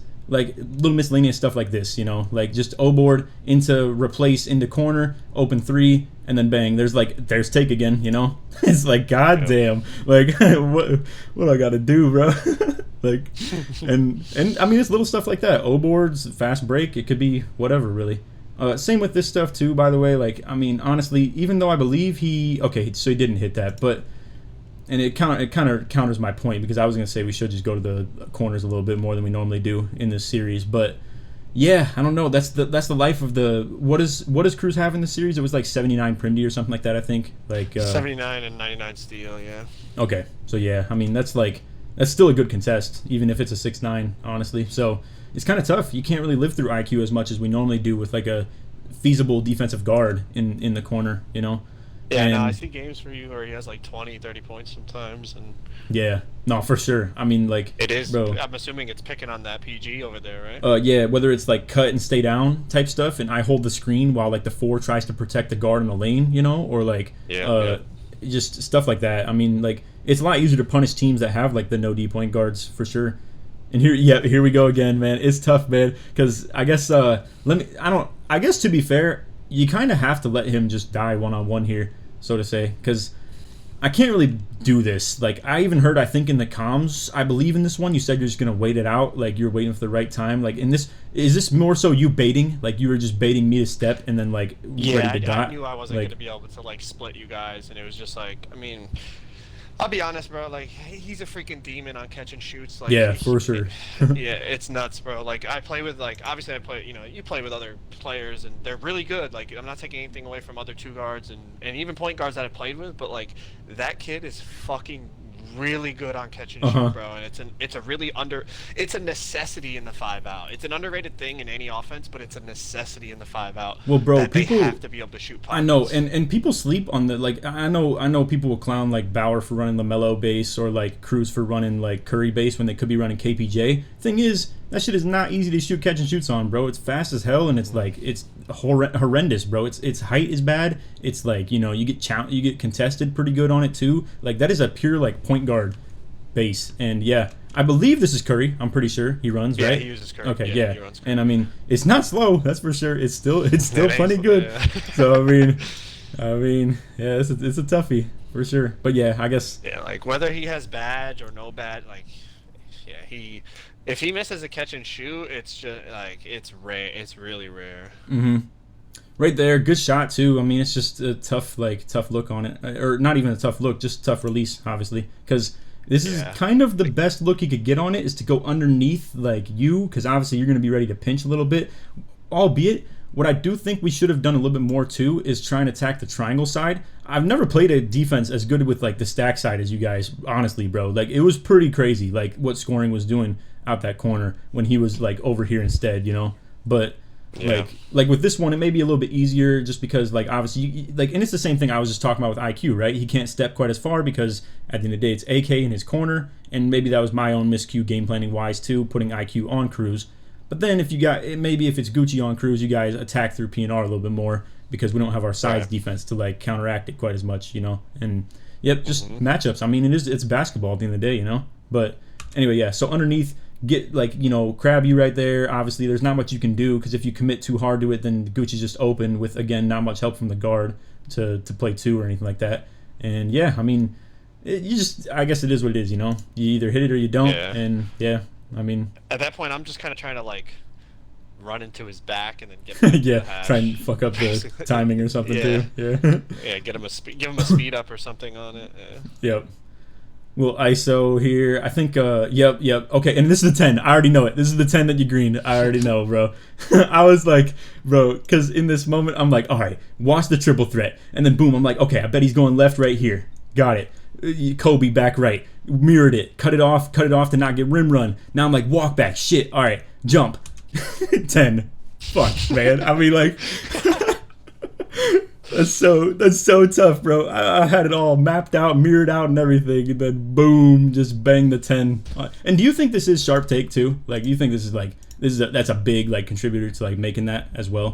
Yeah. I mean, I do hit yellows without it, but definitely it's obviously it definitely helps to make them more consistently. No doubt. Yeah, true. And obviously, that the other pro to 5 out as well is even if you miss that. I feel fast break defense in 5 out is just so freaking good, bro. When a guard shoots a shot like that and we don't get an O board, and I guess the problem is the commitment to the O board, right? Me going down for an offensive rebound is essentially think of it like this. In this set, I'm top and AK could be my Cruz and Gucci could be my Bauer, right? But if I commit to this offensive rebound, that is me no longer playing your role on the fast break D because I'm not just at the 5 out top of the key and no O board or anything like that. So I'm not baited obviously for you probably don't crash too often or anything like that where you can just get back usually on D and I got 3 dudes. But yeah, I mean, but usually if I am down there, I just try to put a body and I know what you scoring and slag crash. I know exactly what you're talking about too with that. In the 5 out, we always have 2 back. Cruz and Bauer are always back. So as opposed to traditional where okay, let's say you slip, shots goes and shoots a mid range, the only one back is Gucci. Yeah. You know what's elite about that too? Next level shit that people don't really think of? Bauer's your lock playing wing. That means you have you have 99 steals. Yeah, exactly. Yeah. Whereas Most teams with ours, with Gucci and AK right here, this is 85 steal, 86 prim, but also no defense, 50 prim D, 25 steal, and horrible defense just period. So yeah. Yeah. So again, difference is between, I mean, I don't want to keep talking about it, but the other series compared to this series is okay, so we play with this team. We knew I mean, no offense to the other team, but we knew you guys were going to beat that other team, whatever their name was, I forget. So we knew we were going to play you. And one thing I talked about was the fact that you guys have 3 bigs, and if we control glass, you have 2 small guards getting back on the brick. Exactly. And it's going to be they either foul me or I'm going to get a 2 at the worst. Yeah. So how you said there is a big difference in the transition D. That's something I had mentioned. Yeah, for sure. I know. I was also saying the same thing too. So I guess you can make the argument that controlling the glass and I guess for us controlling the glass was more so efficient offense. We had to make sure we were efficient on O, making sure there wasn't fast break on the other end essentially. Because if our shots are going in, or maybe we're going to tonic late in the clocks and we get easier offensive rebound opportunities, then that's less likely for fast break to really happen, period. But if we're getting bad shots from the wings and then don't get the offensive rebound either, and that goes to your point of controlling the glass, obviously, as we crash 3 or 2 at the very least, then that goes your way a ton. I think I was gonna talk about something here. Let me see. It was the cut. It was the cut that Tonic finally showed out the corner, and we were playing the gaps that I was talking about. Now, maybe this is me just interpreting it as like easier said on paper than done in the game. But the plan was that if scoring ever goes on stuff like this, and this is why I don't like the baity like up down defense as far as off balls. That's just my preference as far as what I would play. To my knowledge of what I would like to do if I was in Tonic's spot right here is sit like feet set right here and don't move until they actually do cut. And then when they actually do cut, then go. You know what I mean? But when it's stuff like this where he like tags like that, now that it's just like a gap. It's like a perfect timing thing where like now that Tonic's kind of reeling up, as you can see, it just opens up that window, you know. Whereas like in my opinion, if it was like flat-footed and in a gap, then he'd just be able to go as soon as he sees him go, essentially. But yeah, so I mean that's still a good play though, and it counteracts the defense that we're sending more pinch and help. And you know, it's stuff like that. I don't know if did you call it out on that one? Do you think the cut? No, that's just instinctual. Okay. Well, Bauer said it out loud, but that's just like a rule we have that if they're ever playing this like they're playing halves everywhere. I don't know how you want to describe it. Yeah, I guess I call it gaps. Halves, yeah. Yeah, gaps. Whatever you want to describe, whatever the terminology is, the corner always cuts. Okay, yeah, and that's big. That's big on Bauer, bro. Like that's what I'm saying too. You need a guy like that on like 5 outs, bro, to be like the vocal, like because there's nothing worse than being being with the ball in your hands. You got like you're getting sandwiched by 2 like pure locks, pretty much, bro, and like now you gotta sit here and like not even actually think about what you're doing on your controller. You gotta just like read the court and tell people what to do. You know, like it's a tough job, bro. So I don't know. I just call it like being a player. Like the other people have to like be a player. Like don't just sit there and like expect me to like be the one to tell them what to do. Like you gotta, you know what I mean? You gotta make shit happen. Yep, for sure. So yeah, good lane on that, or just good throw on that period. What we were maybe hoping to do too was back up into lanes, but you can't really do that at the end of the day if like you're gonna just shoot through it and stuff too. Stuff like this, once again, I don't know if this is just icons and Gucci not knowing icons or anything like that. I don't know. To be real with you, I don't know where else he would have been throwing it anyway. Because I had the up down as well. I guess I was Y button when we were playing with Tonic and J-Dub at the same time, but that's in the past as well. And it is what it is. Like, but that's either way, the other team you're saying? Yeah, like the synergy team. Gotcha. But yeah, I don't predict that he was actually trying to like dot. I guess he could have been. He was stepping a good bit, but I mean, that's still back better prim D than normal. Yeah, we're kind of just playing patty cake at this point. It's getting pretty ugly, bro. I mean, here we go again. Wing pinch from you. Again, like that isn't open, I guess though. But either way, it's still the intimidation factor of what I'm talking about. But those are the shots we gotta live with. It's working hard for a last second midi, you know what I mean? Like especially down it's like, and down 18 with 240 left. I mean, it's like at that point you don't really care too much about that. This you got me on as well. This was the plan. Was I was gonna go ahead and just take wraps.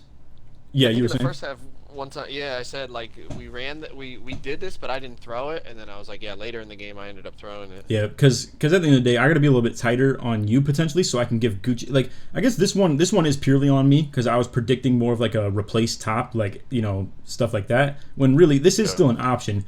At the same time, though, I'm just in no man's land. This is completely on me because, like, if I'm tighter, closer to you, Gucci can just run corner and we could just triangle, hypothetically. Now, the difficulties of getting out of that against a 5-out team are ridiculous, though. Like, if Tonic goes down, then where do we go from there, Because then when you bring Bauer up to the top, and this is what I've been trying to explain to our guys, too, if we're running 5-out, those hash cut replace tops on the center side go so hard because the center might drop down, just like Tonic did right here. And let's say this pass wasn't even made, right? And then maybe I was tighter up here and I was still guarding you and Gucci rotated corner. Now, if Bauer replaces back up top, we got Tonic at the top of the key and like Gucci and AK both in the corners. This is our 2 guards in corners. Like that's going to be rough, like as far as that goes. So the replaced tops are devious if you even run stuff like this. And then obviously if the play's good enough to just do it, period, then obviously it works like that too.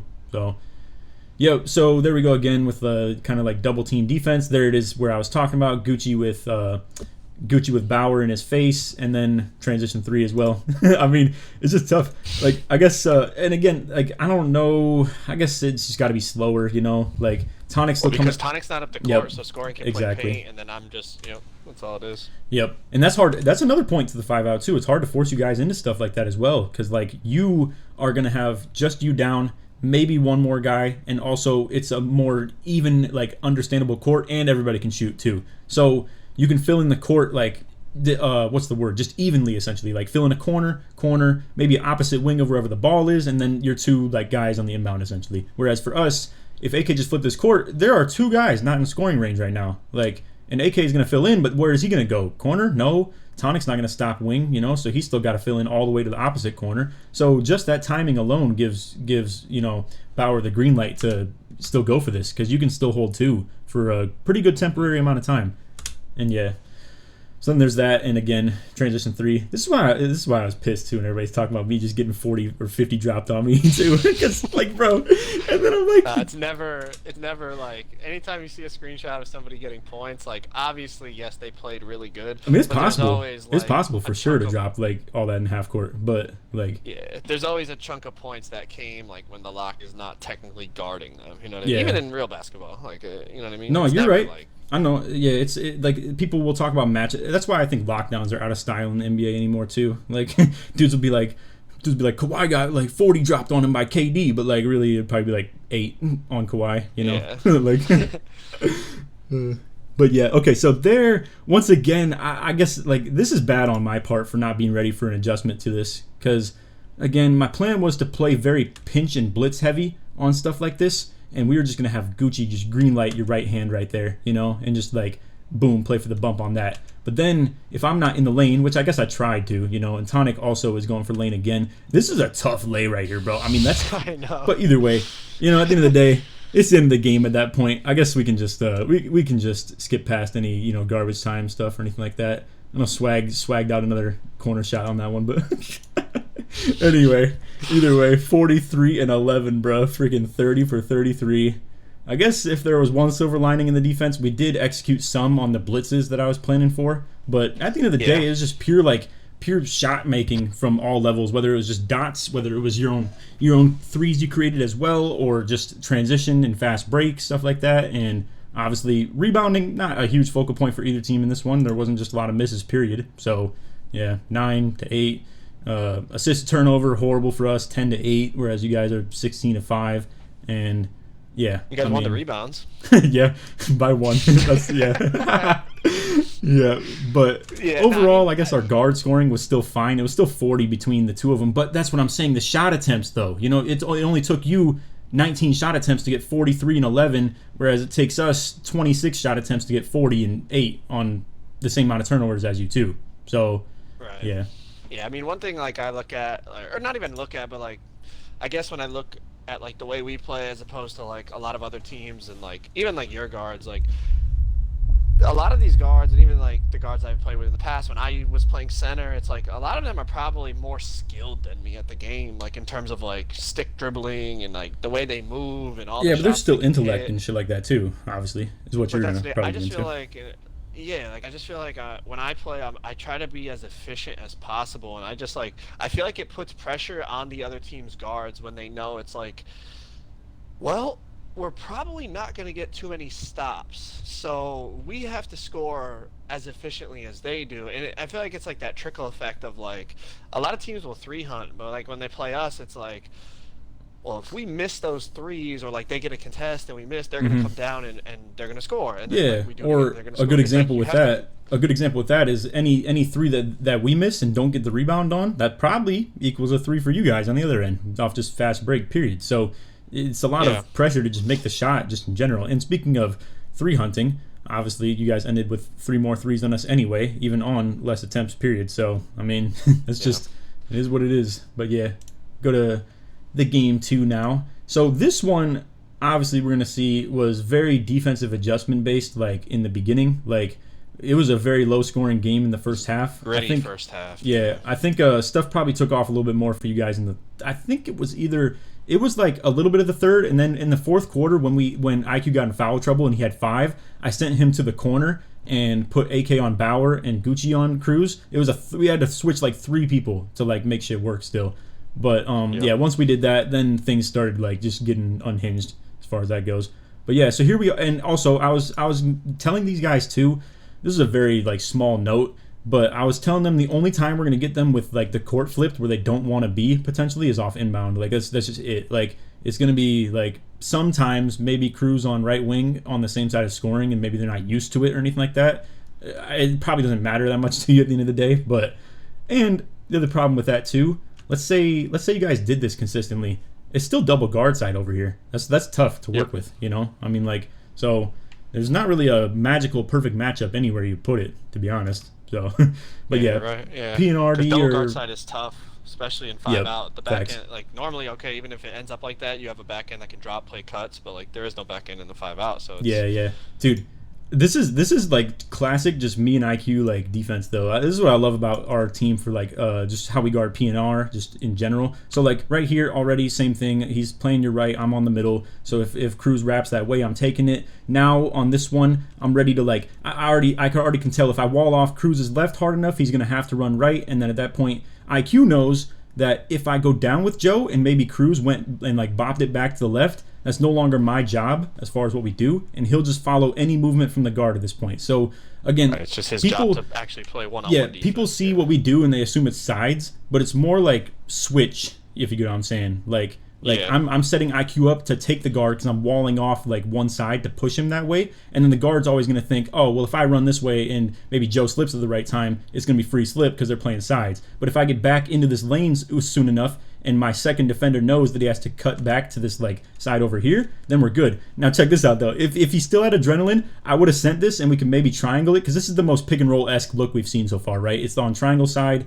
We're having you used as a screener a good bit, and I would have sent it, but I saw the adrenaline burn out, so I just stayed back. And then boom, we get like, you know, just a contested shot right there. Obviously rebounds are gonna be looking good. But again, here's what I'm talking about. Look at this fast break D, bro. I mean Gucci was screaming it too. He was like, just trust, throw it. And like then obviously tough catch, and you know 5 dudes back before any of our teammates are. So I mean shit, like yeah. I'm pretty sure that possession from our perspective, I'm screaming at, not screaming, but I'm screaming at Cruz that he shouldn't be shooting that. He should be hitting swag and just letting him shoot over shots, and we live with it. Yeah, facts. I know. I kind of feel the same way when we like end up in our like, you know, late clock offense as well. But again, this series is a little bit different. Thankfully, AK fouls right there. Obviously, that's a pretty big one to go for. Not to mention guards don't really get in foul trouble like that either. So anytime that we can get them doing it instead of me or IQ is pretty convenient.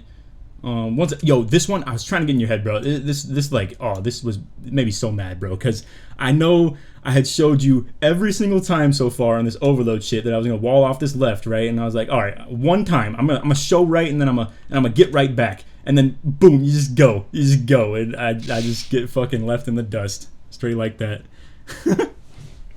But yeah, I mean, I don't know. I feel like a lot of guards predetermine what they do, and like. I feel like or at least I try to never predetermine anything. Like I go off like straight reads about what I see. For sure. I guess, at the end of the day, tendencies aren't really, like something you can just play by as a defender. I just wanted to try and throw like one look of that. Yeah, no, throw something different. Yeah, no, for sure. We talk about that all the time. Yeah, and by the way, this is the stuff that I'm talking about too, where we get like kind of boxed up on. Like we're on triangle side, we're in the middle. This should be a pretty easy read, in my opinion, to be honest with you. Like, and I'm not dogging Gucci like too hard or anything like that for it, but at the end of the day, he is a pretty scoring heavy guard. If I had to give you some intel on this, not that I really care to or anything like that, I'm just saying.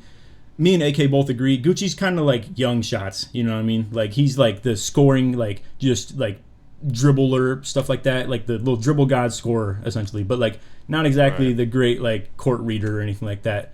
But I mean, good bait by scoring as well, so it does make it tough as well. But and then we still get a bucket too. And then scoring still gets down there to contest that. Like this is I know what a dog. Yeah, that's tough. This is, I know it looks like a bullshit shot too. At the end of the day, we kind of hook him up. He's got 85 on that shit with like, and like the gold fast twitch and all that too. It's why typically when we play like the no D guards, we can do that whole like corner cut, keep him down while I hold screen. And if the 4 wants to step back in the lane, it's just me and AK like one-on-one in the PNR, you know? And then if he doesn't step back in the lane, that's high close shot. It's just going to like dog on a PG. So, yeah. So kind of use him as a masher rather than me. Right here you can see we both send it, bail out on the drive. It's just tough. I mean, I guess it's kind of on me too. I probably should have been ready to send it to the corner. I saw like I was already in motion off like the bump that I got on you, you know? And I was thinking the like momentum going down. Yeah. And then me and Tonic both go for it. So that's kind of on us as far as that goes. I don't know what the plan would have been otherwise though. I guess me and IQ would have had to both play tag and like kind of just like bait really hard after that, but Yeah, I mean, you guys are both big enough. You can play 2 for a little while. Yeah, facts. But here we go again, inbound issues. I mean, if Bauer sells out on that lane, that's another lane once again. Like, I think one real quick adjustment here that we should have made too. Like, first of all, nobody's jamming the inbounder, which is one issue already. Like, you're not giving anybody a chance at like you can't win one-on-ones if you're just on the inbound, like away from the inbounder, you know? So now he's coming to him, but now he's streaking. Now it's like, well, damn, bro. Like, yeah. And now Bauer's playing his inside. I know. And now Bauer's playing his inside, so Gucci's not gonna like run over to the inbounder. I'm being told to get out of the way too. Like, I'm not an option or anything like that. So it's just, not good as far as execution goes. Yeah, you're 100% right. Yeah. Anyway, now here we are once again. We're putting ourselves in the stack side. I guess we'll take those. You know, I mean, but this is the thing. Like, even on this, it's like, you know, people will say like.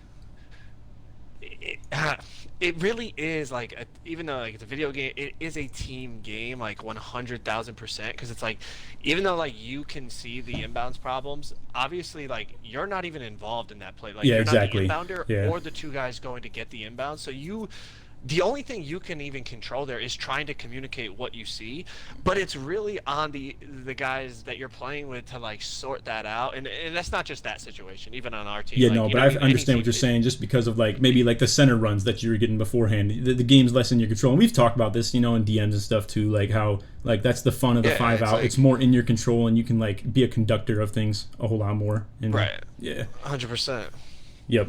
But yeah, so this right here, I guess, I don't know. I guess it's just swag. I will say I kind of have a step on him, so we would have had to like play flat-footed in lane, like no matter what. You would have had to get like that Zeus reach to steal that. Yeah, and at the end of the day too, it's away from the stack too. So like scoring probably doesn't feel like sending it right here because he sees Bauer's like pretty low too. So then he'd be putting Bauer in like a really tough 2-on-1. So. I guess, I mean, those are tough looks for us as well. I will say I have a lot more driving dunk. Yeah, I will say I have a lot more driving dunk than most, like, pick and rollers, you know? Like, I got fucking 93 on a PNR, dude. Like, this is that's pretty tough for, like, compared to most. Here we go again, though. I'm trying to protect your middle, and, like, here comes the fake wraps or, like, fake hash cuts and stuff. Once again, though, PNRD, we do feel pretty good about. Like, I think you guys actually got us on one of them where IQ is a little bit late in the lane. It might have been game 1, though, that I'm thinking of, too. But for the most part, I felt pretty good about our pick and roll D. Like, I mean, but that's expected. You know, we do that shit, like, day in and day out, like, and have, like, a ton of, like, chem on that. So, this, I tell you what, this is also bad miscues between, so what we need as a team, a little bit, between just us, we need to be able to cancel things that we've called, even if, like, you know, the call, like, everybody thinks it's a good one. Like, because right here, he was telling like, Tonic to touch corner back door, pretty much. But now Bauer's completely out the play. I'm already in the paint because I don't want to be in the way because I see Bauer's beat, right? So as a pick and roller, you're thinking, like, okay, well, I don't need to set a screen because he is out this play, and I might as well stay down. Now, to be fair, maybe he can get back to the corner and just, like, you guys can run a quick reverse. But at that point, then we got 18 seconds to work with a 4 and a 5 in the PNR, you know? So, like, I mean, just patience, bro. Like, I mean, I had to come back and get up because he called the touch corner back door, right? So if I'm back here, it gets in the way because now we got 2 dudes that are, like, in the paint at the same time. We don't want that. But it's just like, again, look at scoring's positioning on this. I know, like, exactly. I mean, like, he's a tough one, bro. That's annoying. But dude, yeah, it's a motherfucking dog, bro. Yeah. Like, this is shit. Like, anyone that's not like playing 2K like competitively is like, they don't even understand what he's doing here. Yeah, they probably think he doesn't do shit, bro. Yeah, you can't throw it to Tonic in the corner here, and he's guarding the back door at the same time. It's so crazy, bro. People will call dudes like Tonic and scoring like a corner bitch or some shit like that, you know, like, and then. Yeah. And then, like, they make a huge play, like, and he was making huge plays all series, bro. Like, off stack side, playing 2 the entire time, letting you and Bauer, like, go crazy in lanes. This one, by the way, just a little, like, hyper. You can see, like, I wish low-key people I play with, like, understood this a little bit. Like, this is just common basketball knowledge, in my opinion, bro. Like, this is almost zoning things a little bit, where, like, IQ's way over here. I already know he's not getting way the hell over here with me staying middle. And this is the ego lock stuff I be talking about where, like, you know, dudes who are worried about matchups and dudes who are worried about matchups and being like, I ain't letting Joe go for nothing, bro. Like, that's like the type of shit where they'll be like, no, I'm right here, bro. That's your fucking problem for being, like, way over here. But this one, slide over, let him get ball. Boom, we can just, like, you know, make that simple on him. And now I'm trying to get up in your face on that too. I remember obviously, I think you were saying like reacting to like the amount of pinch we were doing. This is the type of tag stuff I wanted to do though. This is what I'm talking about. Sorry, I think I rewinded. Oh no, I went ahead. Let's go back real quick. Yeah. Okay. This is the type of tag stuff I was talking about though. Since I'm on Tonic's side, this is what maybe I sold us for not having. Oh wait, no, but this is still Cruz. Okay, so this is just another one of those sets where Cruz ended up on the same side of scoring, just kind of randomly, I guess. But yeah, but then again, your double guard side on the left, like we could send Swag in a cut here, and yeah, exactly. Yep. It's a whole world of trouble. Yeah, but yeah, I mean, like we could just boom get here, but I'm going there without the intention of actually blitzing you. I'm just trying to simulate pressure at you. You know what I mean? Like, yeah. 100%. I'm just trying to like. I think of it as like football. There's like this double A gap stuff that people do where they jam everybody at the line, but really only send like 4 people. You know, it's like that's the type of stuff that I like to do. At least get in people's head, make them actually get the ball in their hands. But then I plan to at least get back anyway to Cruz in that moment. But who knows? I can get dotted as well. So, and then this one was pretty unfortunate for you as well. I think so I got beat wing because again that was kind of my pet peeve. I didn't want to get beat wing, but again that fake Westbrook into the snatchback it baits like defenders to step right there, and people could sit here a couple times already. So yeah, exactly. Like, what are you gonna let me shoot it again? Like I haven't missed a 3. You have to like. Yeah. You have to respect it from your perspective, so it's tough. And I mean, like mentally, this is a miscue on my part, so I will say that much because I absolutely do not want to get beat left. Because I'd much rather like I overreact to your left and you bop me back to the middle with like a Kobe or something like that, and then I got like help defenders to like play off of more a little bit, you know. But right. I mean, it's just tough. I tried to run out to the 3 a little bit more. I guess I kind of just miscue in that aspect. But again, kind of got bailed. Actually, quite got bailed for that matter. Blocking a quick drop off the wing. Fuck it. Just you know. I know, no kidding, bro. So here we go again. He's walling him in. Good bailout, I guess. I mean, I don't know. Once again, I think like early on, you could tell like we're working so hard for buckets compared to what we normally do. Like this wasn't sustainable, I guess. Like, and you could feel it in the first game too. We were getting late clock stuff that like we were talking about the first night that we were watching this. I mean, it was late clock over and over again.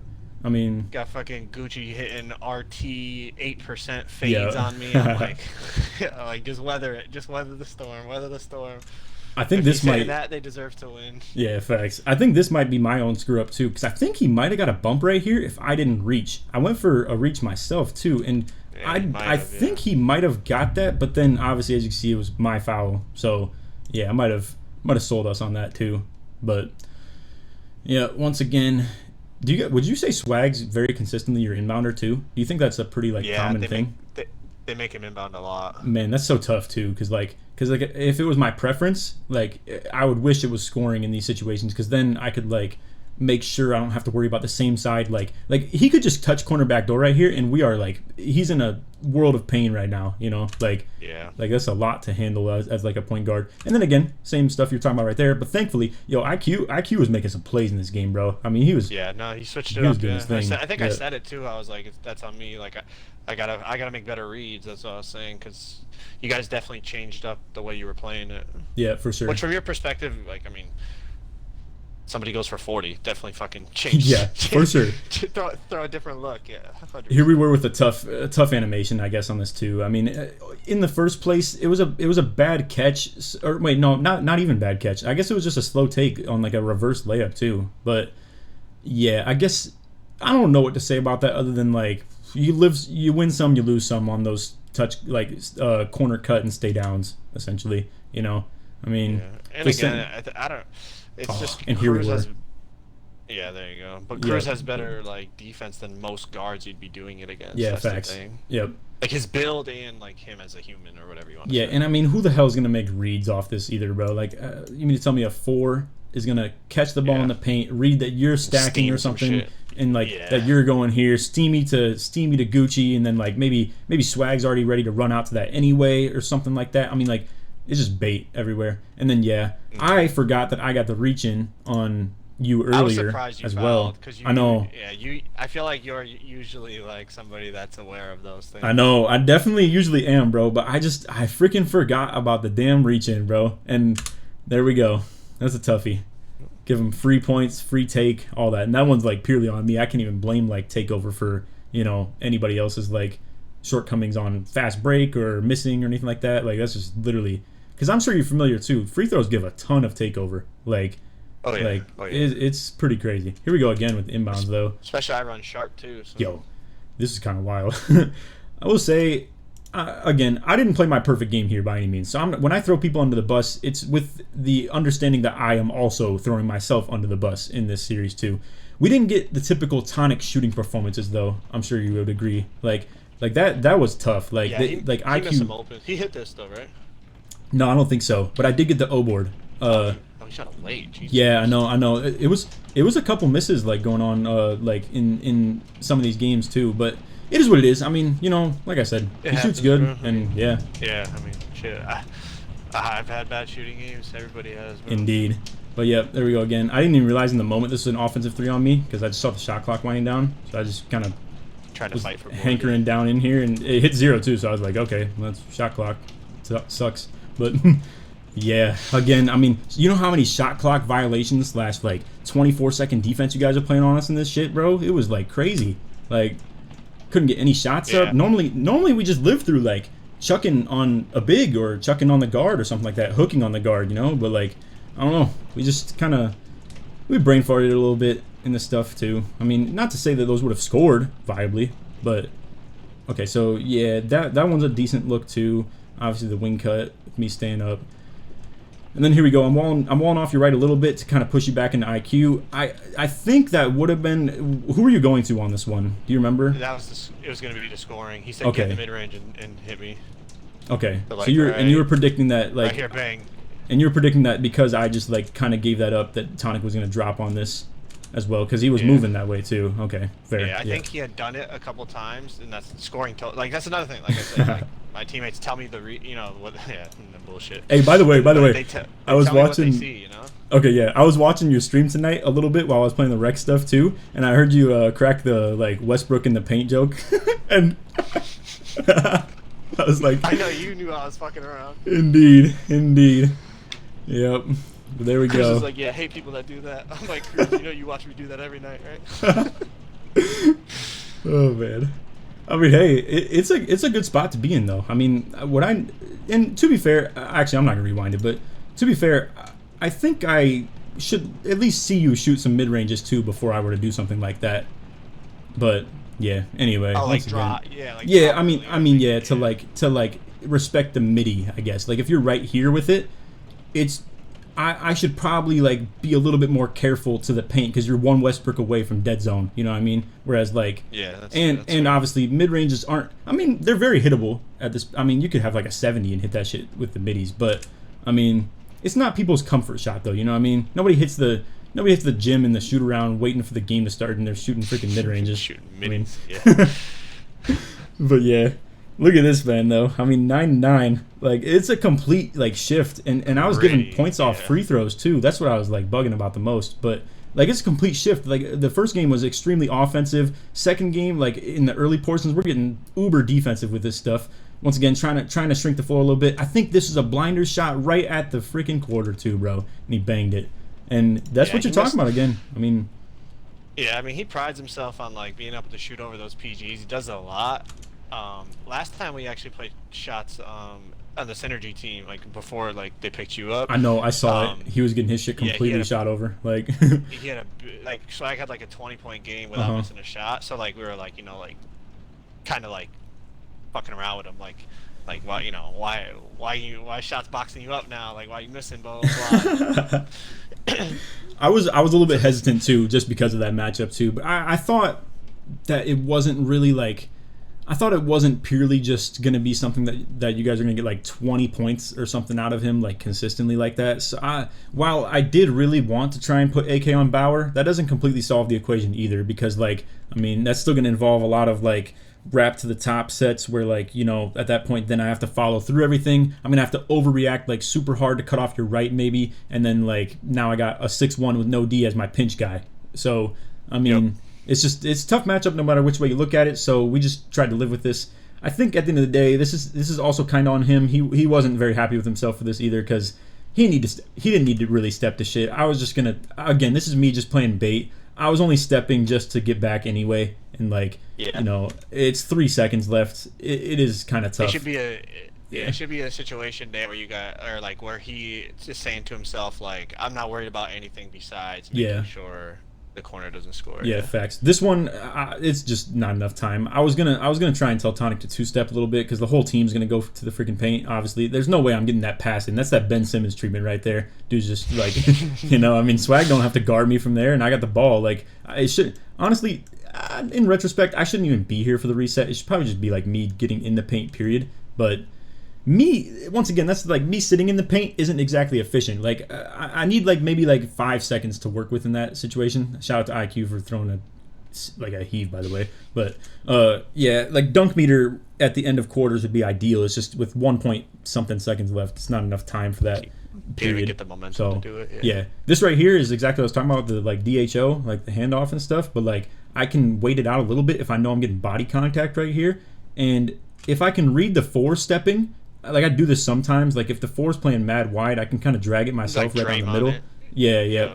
So this is like that 2v2 shit. Like this is where it originated in 2K. You know, the little LT screens. Cheese, yeah. Classic. But either way, too deep. Can't really get the shot anyway. Got Swag stepping, foul. I guess. I mean, that's like low key. You don't like need to foul in those situations, but it's still a good foul. Gets you guys defense reset and stuff too. Not that he intentional, with this bullshit. But yeah, exactly. Yeah, holy shit, cheese. Yeah. Yo, we gotta address that 2K. Like, dudes are not doing this shit IRL except for the Lakers except for the Lakers against the fucking who was that, bro? The hardest thing to do in the goddamn game is inbound the freaking ball against the comp team. Like it shouldn't be like. Yeah, I don't know what the fix is, but it shouldn't be like that. Bro, it's gonna irritate me that I can't remember what team that was, but I think it was the Wolves or something. Like I don't know, I don't remember. Oh yeah, it wasn't it the play-in? The Lakers were like literally just couldn't inbound the freaking ball for like 4 plays in a row. I'm not sure which one it was, but either way, nice block right there. I can't believe that was even our ball either. We were getting a lot of like weird shit going here. I don't here. You want to hit a little analysis on this? I'm trying to understand. I guess is it off his freaking head? I don't even know, bro. Like I don't know, bro. It's just that dunk animation's freaking ass. Yeah, the big dunks are kind of hard to figure out because a lot of them really like to run Dwight Howard, and I would agree. Like that shit is a fire dunk package for bigs, but when it comes to those NBA player dunk packages, they can be pretty unpredictable as far as like what There's packs you're gonna get out of them. To it. Yeah. Here we go, back and forth on the wings. This is what I was talking about. I was telling AK we are getting completely crunched in on our freaking PNRs, bro. Like Bauer's gonna keep on icing you away from the open side of the court. Joe's walling in your side toward the stack.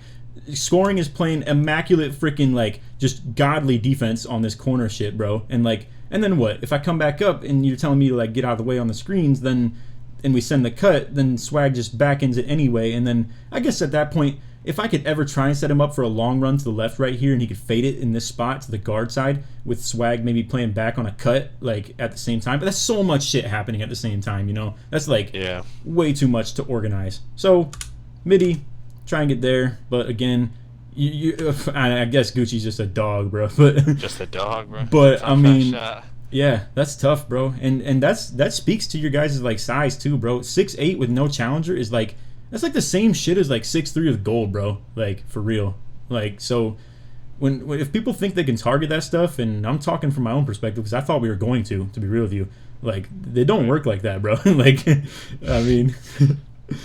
Gotta have a little stick with it too. But no, you're right. If you can like time like the pinch and get back, and you can cover a lot of ground. Mm-hmm. So yeah, quiet important foul right there because IQ ends up with his third on kind of like a reach in.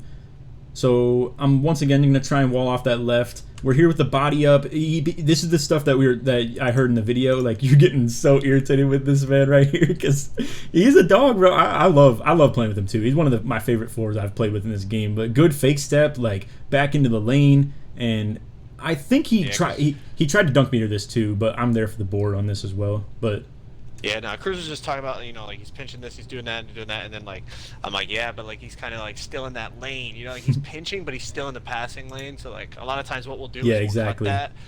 But Yeah, no, I just No, I heard it too, bro. Because at the end of the day, though, if you cut it, like, I mean, honestly, I feel like we have a lot of size. Timed, like, I feel like we have a lot of size and perfect for it to have a chance. Yeah, and we have a lot of size and versatility right here with like 2 gold interceptor, 90 steals, like 6'9", 7'6" wingspan stuff too. You know, like it's not easy to just send shit right down the middle on us because we just kind of switch everything with stuff like that too. Or like again, even if he cuts, then what? He replaces back to the wing, and now I'm just gonna wall off my right, and here we are back to base defense with like 6 seconds left. You know, I mean like it just probably can't work like that. But anyway. He tries to go for the dunk meter right here. He's usually very good with getting that to go to, but it's just a lot of bodies right there. And again, it's not me like dogging on Tonic, but like get the O board and damn, it's just tough, man. You know. And then this is transition right here. Like this is another take in the paint that like is just off a missed shot, you know. And again, I'm not gonna try and throw anybody under the bus or anything like that by any means. I'm just saying though, like. You could speak to the lack of O board, but here it is. Like it's an O board, you know, and a wide open shot. There's not much you can do about that. Period. You know, like.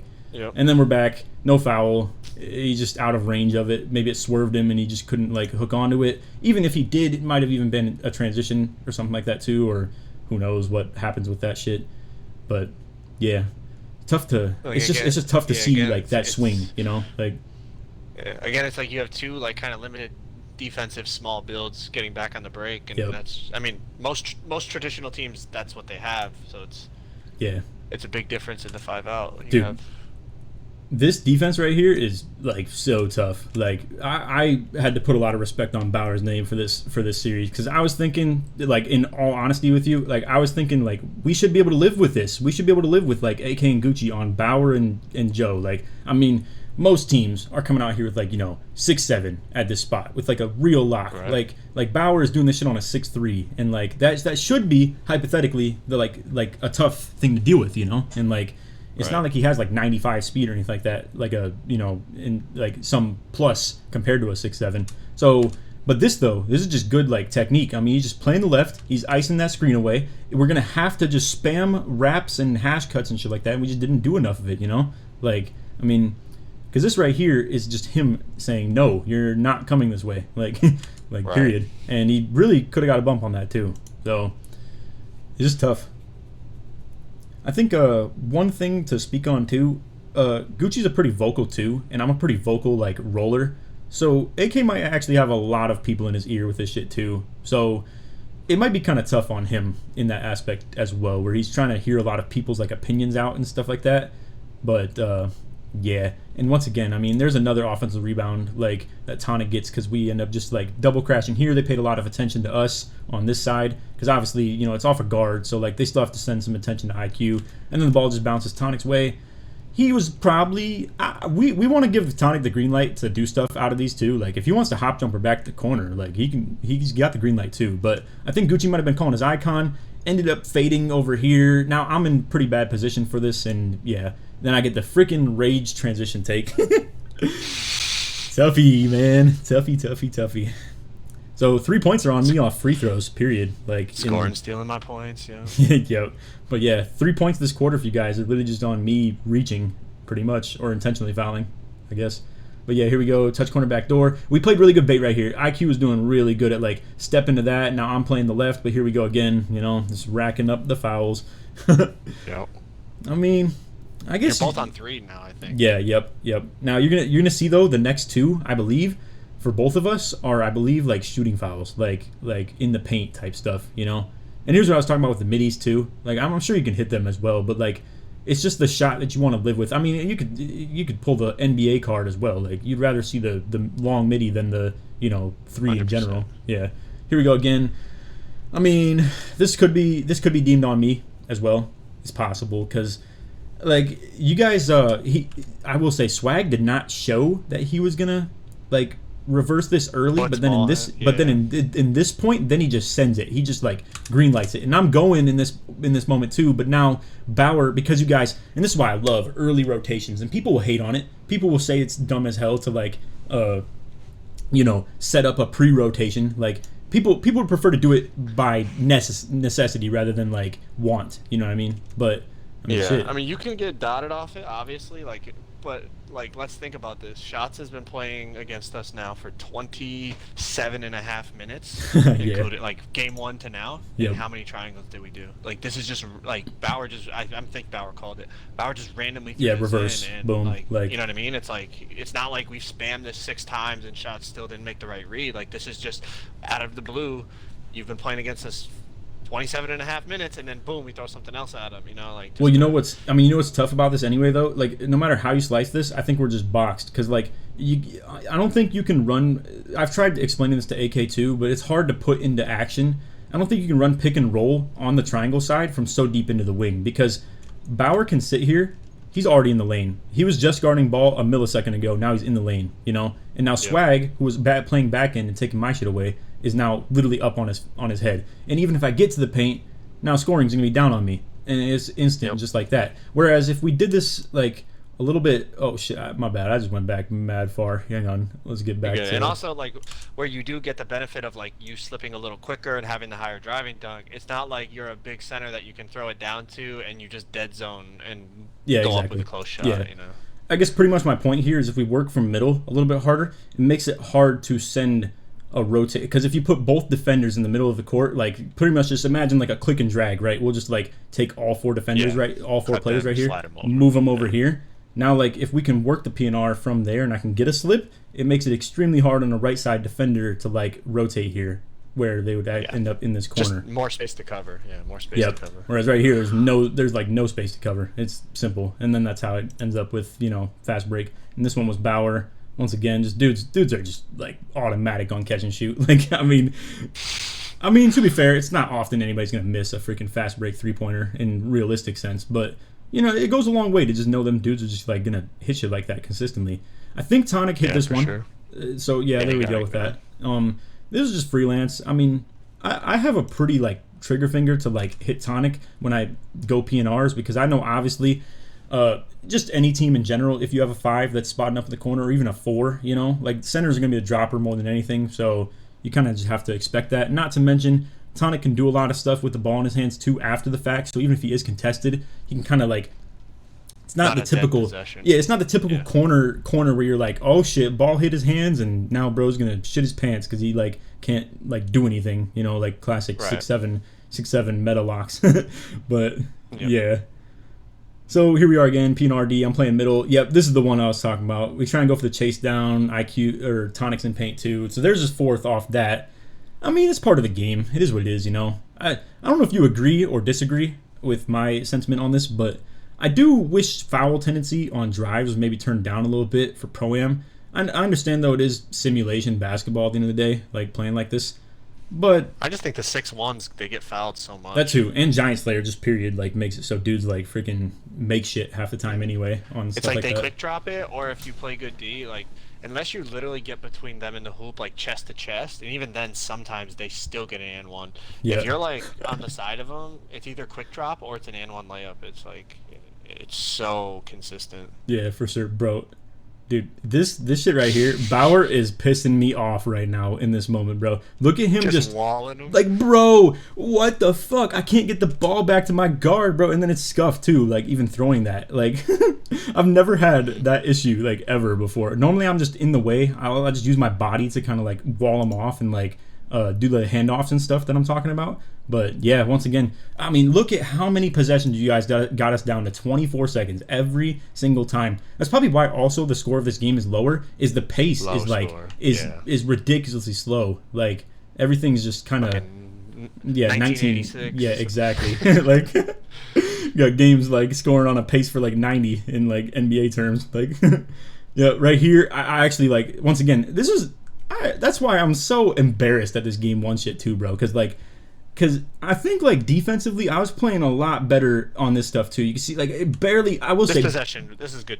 I will say barely cut it off though, like barely. But the jump in general, like just I do still have 84 interior with like 93 block as well, and like the gold anchor. So it's bound to happen sometimes with somewhat positioning. I had the quick drop, as but well. Like your like chest kind of clipped my guy's shoulder and like no, I mean that possession for sure. It was good. I also have 87 vert on this dude too, and it does pay some like helps, pretty big 100%. Yeah for like helps playing blocks, paint D. 100%. Yep. But yeah, so here we are in PNR. We got scoring and back end. This is stuff that I normally talk to AK about very consistently, and we're on the same page with it most times too.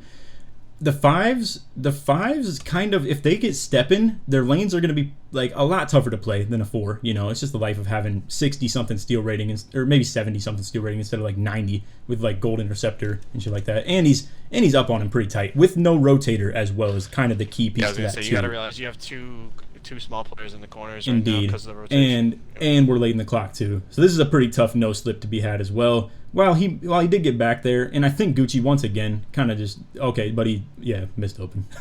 And Tonic, and I mean, I think it goes back to what I was talking about before. It's like on that possession, like from your perspective, like obviously you made mistakes too, as we all, I mean 100%, you always fuck up, but like on that possession you did everything right.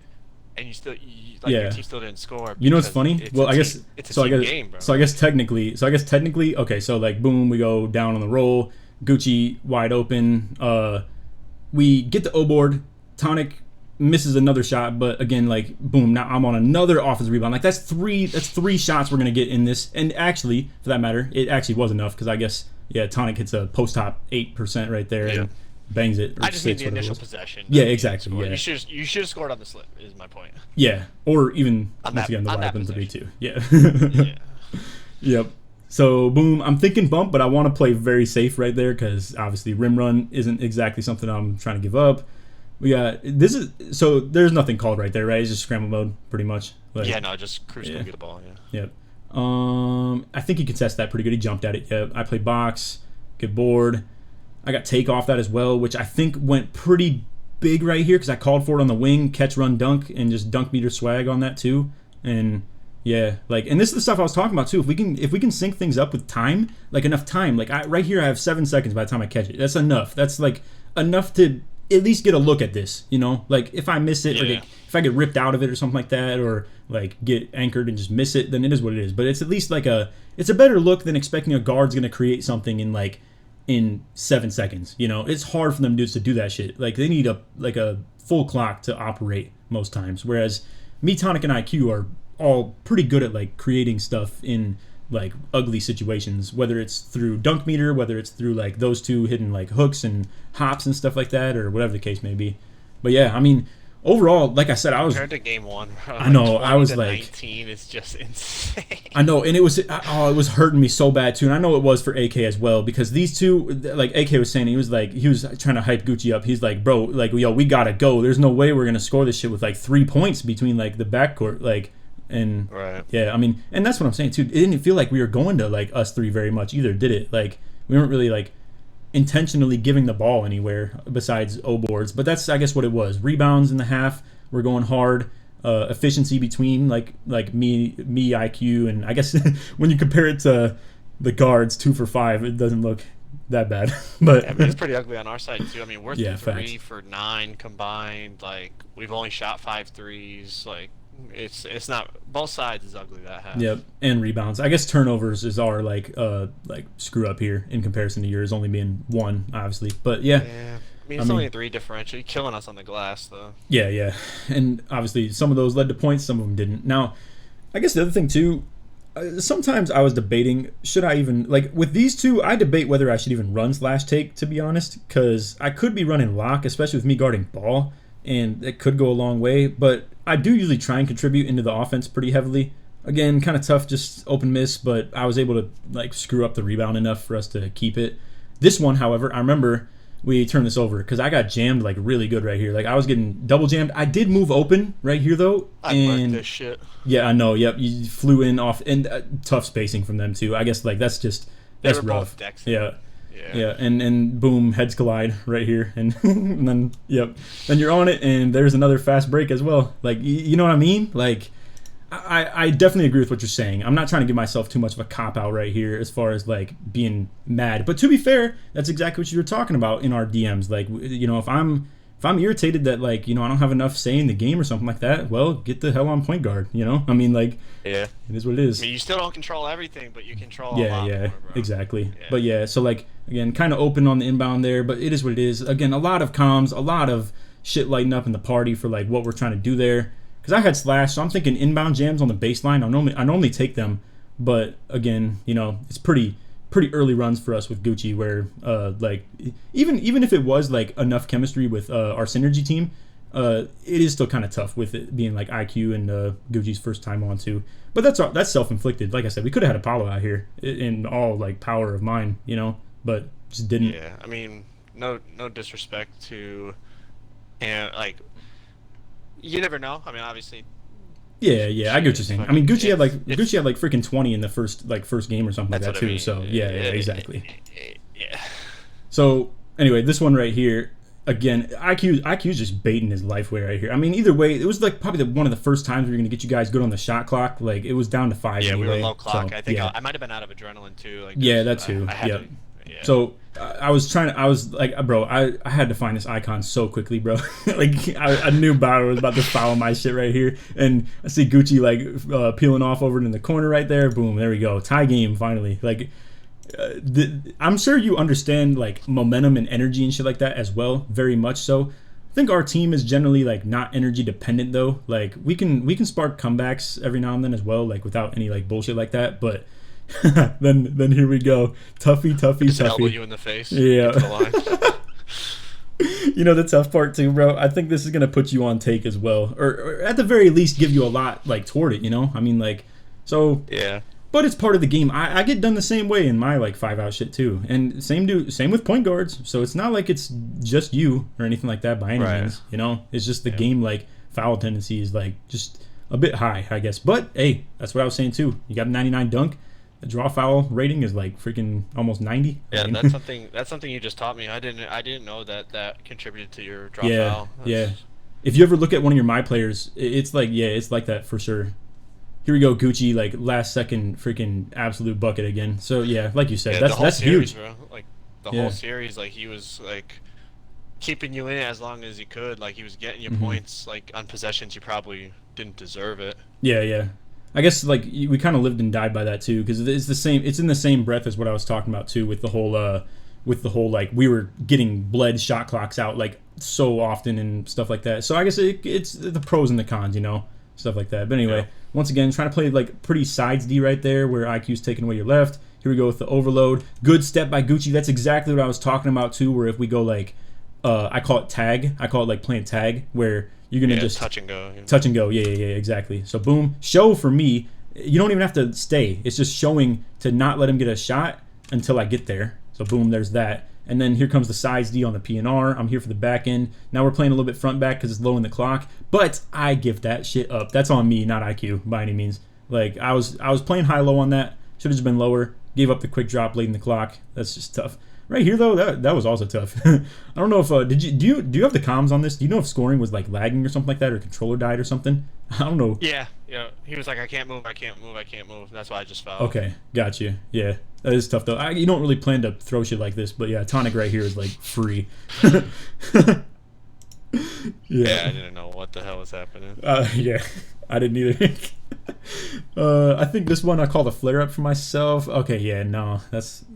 Again, inbound looking kind of gruesome. We just didn't have a lot of like, I would even say like just confidence purely in like calling our own shit on stuff like that.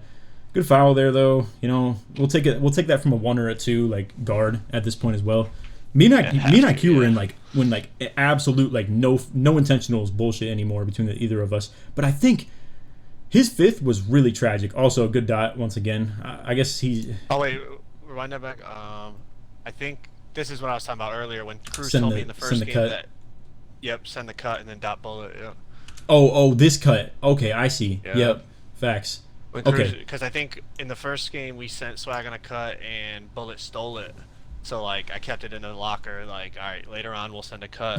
From Swag again, and if Bullet helps, I'll know that I need a dot Cruz. You know what my thought was on this, but it's so hard to put into action. I don't think you'll ever have to worry about someone doing this shit to you, but.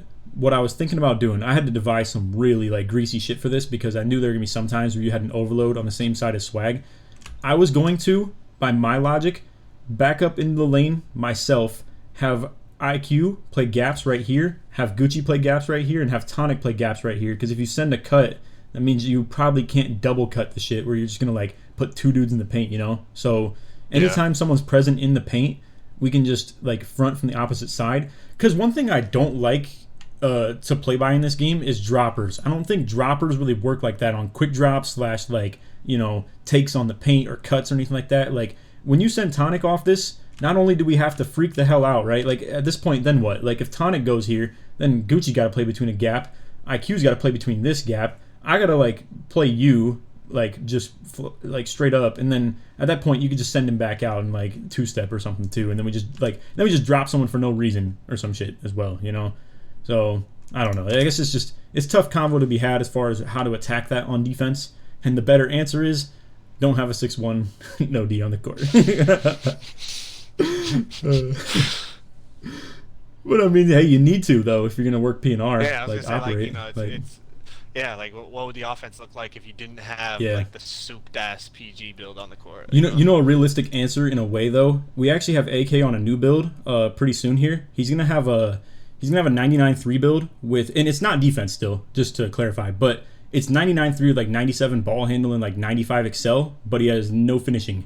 But playing with an inside, do you need it? Probably not. So it's kind of like I think that's a logic that we could play by, but the logic you could also play behind is, what if you just went no finishing, and that was at the expense of maybe you could put some defense on the guard, you know, something like that. Yeah. But yeah, the lower you go on the wingspan too, the tougher as well, because you know 100%. that build that I'm talking about that he's making is going to be a 6'2" wingspan, because that's what you got to do to get 99-3. So that's even like worse on D by all logic. So yeah, it's just going to be tough as far as that goes anyway. But you got to weather the storm as far as that goes. Once again, mental adjustment I was making on defense. I want to get like up on you a lot like tighter rather than like that gapping bullshit I was doing in game one, because on game one I was like baiting a lot more jump shots. I was gonna live through my wings pinching and like, you know, let them like bait three, like if they see you do a hop back, do like some tag, you know, like touch and go, like bait the shot, run back, stuff like that, so I can protect the easy buckets. Because the last thing I wanted to do was obviously give up like free quick drops, or just me get like rim run on a Kobe or something like that, where I just like, you know, have to just get beat like that. But once again, you can live through others as well. I mean, I don't want to beat like the drum over and over again, but obviously, like, you know, that is like what you're gonna deal with, like, and we signed up for it, you know. I mean, it is what it is. Yep. I mean, shit, even like Gucci was producing good, so you could even make the argument like, yeah, AK is on a 6-1 and stuff. Also, he was so mad about this one. Oh wait, no, my bad. It wasn't this one, but holy shit, is scoring playing some demon defense, bro. Look at this, like, yep. God. So important, bro. Like, it's so important because it allows us to shrink the court everywhere else, you know. Like, if he doesn't do that, it's a wide open catch and shoot. Yep. I guess you could argue, you know, bailouts and stuff like that. People will cook it up on purpose and just like, you know, act like they're gonna shoot it and just tap A button over the corner. But I mean, hey, that's probably a play you live with, you know. I mean, yeah, I mean, he could fake step it too and drop back into. Yeah, like, exactly. It's a tough decision. It's a split-second decision that guy in the hash has to make. I don't know if you. I guess again, I don't want to give away too much shit about how you play or anything like that, but I don't know if you feel comfortable like throwing hash cuts to your wings very often. I know most times it might just be to replace and like let you roam freely on offense. I guess to give you my like hat as far as how I was tipping it, I was just gonna live through that a little bit and put like kind of soft like double pressure on you and stuff like that too. Now, if you didn't have take, what I was telling IQ is we should both back up in the lane kind of equally and still play sides like at the 3-point line essentially. Because I don't think you're planning to shoot from here with no take, obviously. But with takeover, got to play a little bit safer and like keep one up at least. So I was gonna play back a little bit. So now here I am back into my zone in the middle, and we got IQ back to the left. And I'm not exactly sure how the result of this one went, but obviously you guys got oh just shit. Yeah, just fat fingered it. Yeah. Do you know what that is, by the way? I think it's bounce lob. So Y and B is the fake pass, but I think is it A and B is the bounce lob or something? Is the bounce lob, yeah, gotcha. So I tried to bail out of that hop back, and I just ate it. Well, got it right back anyway. Yeah, I said, I think on that possession I said like, pick me up. That's like that's really bad. That's really bad. And Bauer's like, I got you, and then he gets blitzed still. I was like, okay. Toughy. Here we are again, though. Again, like I was saying, I think. And there was the midi ISO I was talking about earlier the other day as well. But once again, just trying to like predict a little bit. You know, like I guess on defense, my logic, how I like to play D, whether it's like sides in PNR or ISO, I would prefer to give you something and know that if I'm giving you something, that's the only place I have to recover, if you know what I'm saying. Like I like taking 2 steps to my left so that I know I'm only getting beat to the right, if you know what I'm saying. And then I can just sprint full speed like that way. But like again, right here it's just tough though, because then you're in the cycle. So that's kind of like a gimme, and then as you can see, I just am reeling at that point, you know? And like then you gotta guard that shit for freaking 24 seconds, bro. I mean, it's gonna be tough. It ain't easy. I know for me, I'm obviously signing up for playing more like real D, quote unquote, because I'm not gonna come out here with like a 99 steal and like guard you that way. I know you've probably seen like a fair share of the 99 steal like threes guarding 100%. You, and like, and you know, their defense is gonna be shit for like interior D purposes, but like obviously they can get some fluky shit on you as well pretty often. Again, there's your defense guard right there. I mean, that's 13, bro. Like most no DPGs, that's like a bucket, like so often, you know, like. Oh yeah. And then there's his 5th. That's a tough one. We were like really like, I'm not gonna say I'm bitching at him for it, because like I don't really like get on dude's ass like that with this squad, but like definitely like really hurting off that. Yeah, Bad like one. that's a 5th foul, and it's our 1 foul to give. Although it's 20 seconds, it doesn't really matter like that bad. But yeah, that's why we switched him onto me right there. Yep, a tough one to deal with right there. And yep, that's exactly what I'm saying. I gotta like make adjustments, and I'm telling everybody right now, like my shit lighting up in the party right now is literally saying like. That we're gonna, and probably it's not good that I'm talking on O like that either, to be honest with you. But oh well, get a shot. And yeah, so now I'm trying to tell everybody like, yo, this is like the shit we're gonna do, like, because it's a 3-man little hodgepodge, bro. We got like all types of shit going on. So like we gotta go Gucci from guarding Bauer to Cruz. We gotta go IQ from guarding Cruz to guarding Swag. We gotta go AK from guarding Swag to Bauer. Like it's a whole 3-man rotation we gotta do on this shit, because like I'm not gonna put AK on Cruz, you know. I'm not gonna like we're not gonna put like sign his death certificate. Yeah, I mean like so then here's the miscue, right? I'm gonna chase it because it's, to me it's kind of obvious, but I told everybody like because AK's thinking maybe in the POV of Gucci, right? Like when I was playing with this with Gucci, I was gonna like just play middle and let Gucci take it. He can funnel you back into me, and I'll be like his middle support. But now that it's AK, and we're kind of downsizing on the wing to play like the gaps right here, it's gonna be tough. Yeah, like so now right here's there, as soon as you guys move shots up. Though, yeah. like, so here's the miscue. Immediately it was Bauer. Yeah, Bauer set a little clipper and pop top and just see what shots does. And now I'm and kind of just to explain, like now I'm reeling a little bit compared to what I would have been on defense, and that's just the principle of the fact that I was gonna follow through. That gets me reeling a little bit more anyway, because now if I overstep mad hard here and AK was in the middle and I was going super hard to protect your right. Well, I was gonna say if I'm going super hard to protect your right and AK was already here in the middle, now you just ran on me right straight to the middle, and AK's little 6'1" no pinch ass is gonna like show no threat to that at all. So yeah, just a tough one. And again, now I'm reeling a little bit, and there it is, boom, hop back, like no help, no pinch, and obviously that one's just on me as far as the shot goes. But again, it's just tough circumstances as far as like what our matchups are going to be. And again, look at this freaking inbound, bro. Like, golly, like we're just fucking shit up with this like way too much. Like, I think we maybe could have been patient with this, but Bauer was playing really good on like getting in front of AK on this.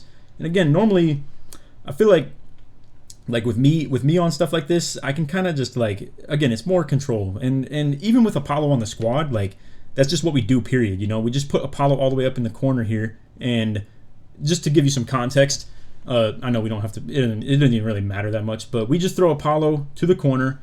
I come down and I try and play the same side as IQ, because what I found our issue is if I like think I can just roam freely, right? I'll be like, oh, well, the right side looks open for me, I'll just go there. Well, that means then Tonic is going to be trotting up the left side of the court opposite of me. Yeah. And then we have 2 corners on the same side.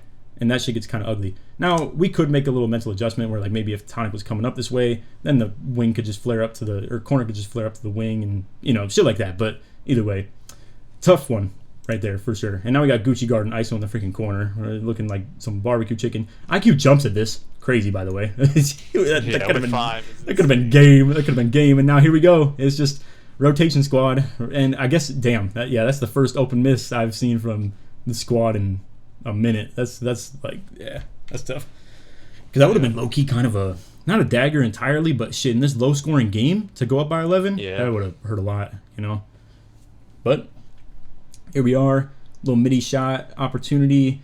Again, thinking it's like a pocket to the guard, but again, he's got like good defense and shit too. So, I mean, what do you do? Trying oh, yo, AK was saying this, by the way, too, in case you want to know how some guards feel about you on wing D.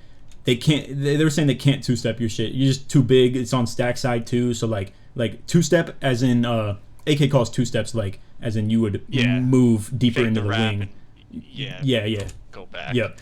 And also just bad trajectory on that. There's no way he's getting this freaking shot off anyway with how deep he got in the corner regardless. But yeah, just big body shit, bro. 6'8", freaking what, 7'5" wingspan or something like that, probably. Like 7'5". Yeah. Shit.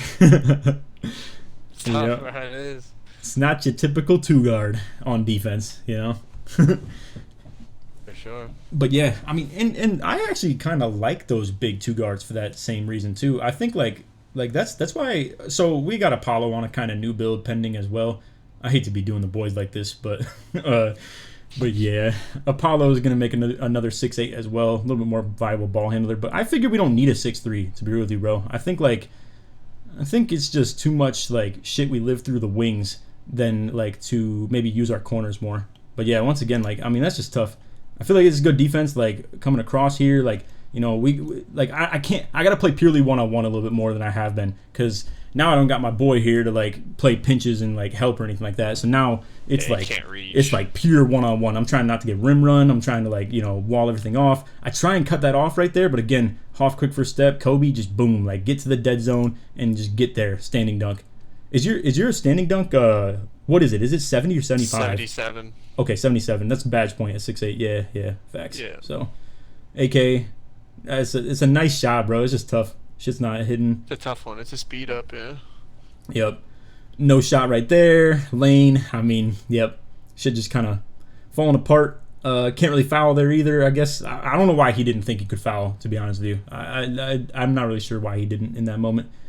He wasn't sure why he didn't in that moment. So, yeah, he should have fouled. Yeah. But. I don't know, and it's tough, man, because once this stuff starts piling up, like, and here we go, like, I guess that's another contested take, and it's going to be a tough one to get through the pass-through. I also don't really have, like, fast twitch like that either, so it's kind of a tough one to get up on. I think Swag has Hoff anchor as well. Yeah, Hoff anchor, and he has high interior, too. Yeah, and again, I gotta follow this shit and, like, barely get any middle pinch. So I'm playing, like, one-on-one, bro. This is, like, on some freaking All-Star game shit. Like, I'm like... All-Star game. But, I mean, hey, it was enough in the moment. But unfortunately, scoring gets dead zone on us. Neither me or Tonic beat him to the box, and I already know he got that one. And, yep, that was a toughie. Tough one to give up. So, back at it. I mean, to be fair, it is a tough one to work with, like 7 seconds. I try and play tag a little bit right there, and then you beat me off me being out of position, and boom, there's the corner fade, and boom, that's like dagger at that point. That was tough. Like 13. Yeah, I mean, and like 2 in a row, you know, like scoring gets an O board. It's late in the clock. We made you work all the way down to this, and I just pursue it way too hard for the catch and shoot shot, not even thinking about the fact that the corner is just wide open for you to run to. And I'm sure you're adjusting to this in the moment too. You see me like going hard for this, boom, sprinting. Yeah. Yep. Also, bro, so much for my 87 vert I was talking about, by the way. This is my jump. Holy shit. I jumped higher on the shot. That's so tough. That's so tough. But either way, like I said, miscues as far as that goes for me too. Like I obviously gave it up, like just period, giving you the corner for free like that. Kind of forgot that we obviously had, and this is the one you were talking about, by the way, yesterday or 2 days ago, like freaking crazy. 65 close shot, bro. Like, I guess it is like, if you want to vouch like for badge wise, I still do have gold fearless, I suppose, but yeah, like I don't think that shit's going consistently though. It's probably like that's like a 30% thing for me, maybe like 20 even, if that matter. And there's my 5th right there. Tried to just bump the Westbrook. I mean, at this point, it's like less than 2 minutes left. You know, you gotta at least try for that at that point. But yeah, at least if you get a steal there, maybe you get a break 3. It's 8. It's a 3-possession game. It's like, you know. But oh, dude, yo, and this is what I was talking about too with the canceling things, because I was telling Tonic in this moment, I'm like, okay, I'm just gonna wall off his left and push him to you on the drive, and I'm just gonna swing to your corner. But if you see this enough, and this is word to the patient shit that I'm talking about too. If you see that enough, and maybe you think that's the case, I don't know if you really read this one out, because I guess at the end of the day, you're still like running middle with it. But at this point, I'm trying to tell Tonic like to justify it, because it was already done at that point too. but I can't really like swing corner like on that, you know, like Right. where when you're right here, and if you rim on me to the left or right like instantly, maybe I could go if I gave it up purposely. But then if you just walk it back, where are we at, you know? Like his whole plan was to meet you in the paint. What if you just boom, hop back 3 in this exact moment, and you just boom, no D guard right in front of you anyway, you know? Right. So it is what it is. And then scoring pause for the bitches. You had to get that Claymore up. But yeah, nah, that's pretty much game from there. Like I said, I think it was unfortunate for us in the first place because I think like games just got out of hand in both fourth quarters of both the games. Like we brought them back like pretty close in the third of both games. Like, but then obviously as you see, like 18-10 in the fourth. We also like salted it away a little bit in the end of the third, I think too. Like so, yeah, I don't know, just kind of just missed opportunities, I guess. You know, we generally don't get held to 40 freaking points ever either. So that's kind of 40 is tough. Yeah, but to be fair, I can't throw him under the bus. Yeah, because I mean, you held us to 20 in the first half. Is like the first half was like gritty both sides. It was bad.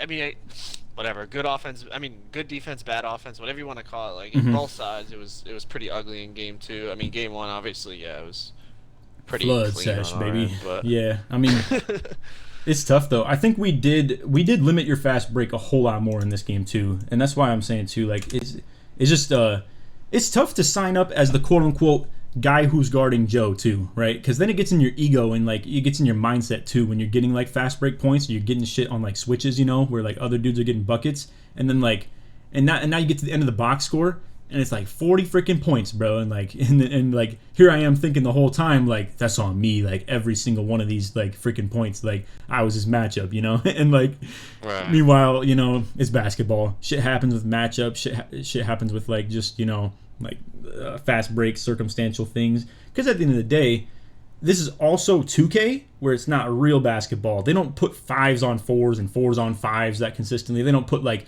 3s on 1s and 1s on 3s, you know, like with Pro-Am, point guards guard locks guard point guards, like centers guard power forwards guard centers, you know, it's like shit like that. So stuff all is like it's always virtual basketball, bro. It's definitely different. Like, hey, if there's anything to be said, it's the first time you'll probably ever see a guy lining up at the 1 guarding a guy lining up at the 1. So true, very true.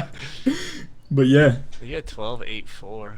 I know. Yeah, the rebounds. I mean, shit. We lost by 13, but still out like won the rebounds by like 5 on that one. It's just turnovers in this game too, and just inefficiency shooting wise. Like obviously the guards know this game was on them. Likewise, that I know the defense is the fault of losing in game 1. You know. So right. Yeah. I mean, but yeah. So like offensive efficiency versus your guys' offensive efficiency. While this is still a slower game for you with like 26-5 and like 3 TOs or like 5 misses, it's still way more efficient than like, you know, obviously 17 for 36 on the other end with like 8-9 turnovers as well.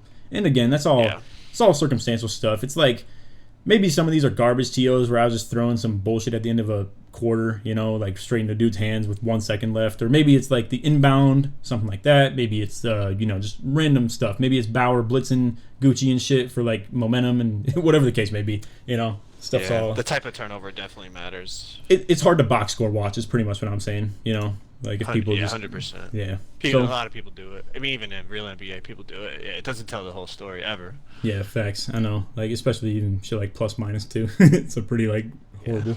All right, so I don't know how many people are really gonna make it to the end of the video. To be honest, this is nearly a 3-hour long video, and it, at the end of the day, is just a whole film session. So there will be a specific set of people that really appreciate the fact that we did this. There will be some that maybe clicked off within the first 2 minutes of the video. So it is what it is. I really appreciate Joe's time, though. I'm so serious, fellas. Like, he did this with the intention of nothing getting gained out of content for it. Nothing for his video. Nothing like that. Just purely conversation and, like, just talking virtual hoops, you know? So, and then maybe a little bit of regular hoops, too. But either way, I wanted to recap a little bit toward the end, but again, thank you to Joe for even doing this. It's a cool thing, and I do really appreciate doing stuff like this. I think it's very, very nice that we can have competitive runs like this where like both teams are getting really heated in the moment, but obviously at the end of the day, we're boys, and I do appreciate anything that, you know, he just does as far as content goes. But at the end of the day, we're always boys. We've been playing 2K and just knowing about each other since 2K17 came up together in the exact same year, the same quote-unquote like 2K class, if you will. Like, both started YouTube in 17, and here we are still to this day. I mean, we some vets in the game with this stuff. But anyway, again, shout out to him. So let's get into some recap as far as the series goes. I want to make sure that AK and Gucci know I am not pinning this game on them by any means. I needed to have a better start in game 1 as far as defense goes. It is unfortunate though as far as like even the game 1 goes, because to be real with you guys, I honestly feel like even in the game 1, I think a little bit of this, and I've already seen the Twitter and the YouTube comment narrative and stuff like that, that this is all on me, right? That 43 points and 11 assists is all on me on 18 for 19. It's a team game, bro, and the same goes for offense, bro. If we're not functioning on O, it is everybody's fault, like from the top down. It can't just be one person's fault on anything, and the same goes for defense here. Again, and I'm not using that as some stupid excuse of like, oh, I let Joe go for 43 and 11 on me. Again, it's a lot of things between like involving, you know, wraps and involving secondary defenders and like, you know, throwing corner cuts to get his takeover with off assist, and then going crazy on takeover, fast break leading to takeover gained as well, and also just fast break in general accounting for some points. I mean, at the end of the day, you can't like just hold them to half court pure lead, but that was the plan and hope, to be with you guys. It was the hope that we would go into this series and ideally I could just limit how much fast break they're getting off the fact that maybe we play clean offense and efficient offense. And even in our better game, it was still 21 for 38, and we had a lot of end of the clock shots as well. I mean, we only ended up with IQ and Tonic having 1 3-point attempt in this game too, and you know, obviously like decently efficient shots between AK and Gucci here. Shout out to Gucci too, 25 points. I know 5 TOs does hurt quite a bit, and it does lead to a lot of fast break for Joe too, but he was one of the only dudes putting the ball in the hoop in this game too, so you can't really hate on it, bro. And as far as the last game, again, just toughy, absolute tough. I mean, 9 TOs, only 17 field goals made. That's just a tough ratio to win with, man. I mean, this rarely gonna happen, as well as only making 6 threes. And you know, it'll just happen. It is what it is. We even still out rebound them in this game, and you know, I'm not gonna talk about my stats or anything like that because a lot of this was garbage time anyway. I wasn't really getting buckets like that. They were just giving up free twos, so I didn't even really contribute like that besides offensive rebounding and maybe some ball movement here and there, and playing a lot better defense too. But even still, he ends up with 26 and 5. And the thing is too, you could sit here and look at this and you'd be like, well, what about this game, Laker? Didn't you just like play more half court against you in this one? It's still some fast break. I mean, you guys like can't really believe that all 10 of these shots were on me, right? Like anyway, I'm not gonna sit here and act like that's a big deal, because at the end of the day, I'm letting my ego play way too much of this stuff anyway. It's just very frustrating sometimes when, you know, you get these little Twitter and YouTube like just, you know, stuff going on where people are setting a narrative as to what happened or what didn't happen. But either way, I believe I did some pretty good adjustments here and played a better job on defense in the second game. Absolutely. It's just we struggle to get our offense together, and that's still on me, man. I'm a team leader. I gotta calm stuff out and tell people what's going on and what I'm looking for and stuff too. And at the end of the day, I wasn't prepared for this defense. They were fronting the corner. It was going crazy, and they just did a lot of great things as far as like fronting off the stack side, playing 2-on-1, scoring, going crazy. And who knows? Maybe I'm gonna try and get into 5-out myself as well. And you know, will I win every single league and tournament like these guys are right now? Probably not.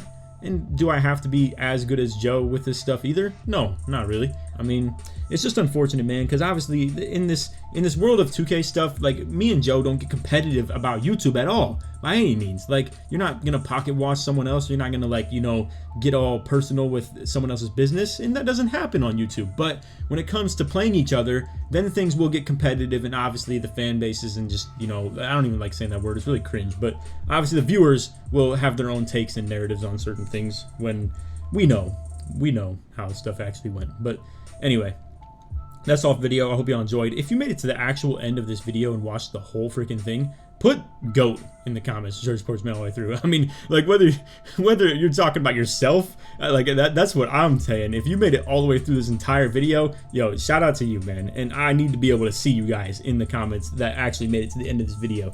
But anyway, I appreciate you guys for watching all this stuff, and again, thank you to Joe for even doing this stuff. I didn't even have to, or really like at the moment when the series ended want to, but I don't want to be a sore loser either, and I want to make sure that we're still putting this out for the greater good of the content and just fun, like for people to listen to this and hear this and see this and to see our advice as far as like how to adjust in certain 5-out looks on offense and stuff like that. Look back at it, and maybe team chemistry stuff where you can just play by certain rules and certain like sets rather than having to call everything as the point guard and stuff like that. So I appreciate you guys watching, and other than that, take it easy, man. Peace.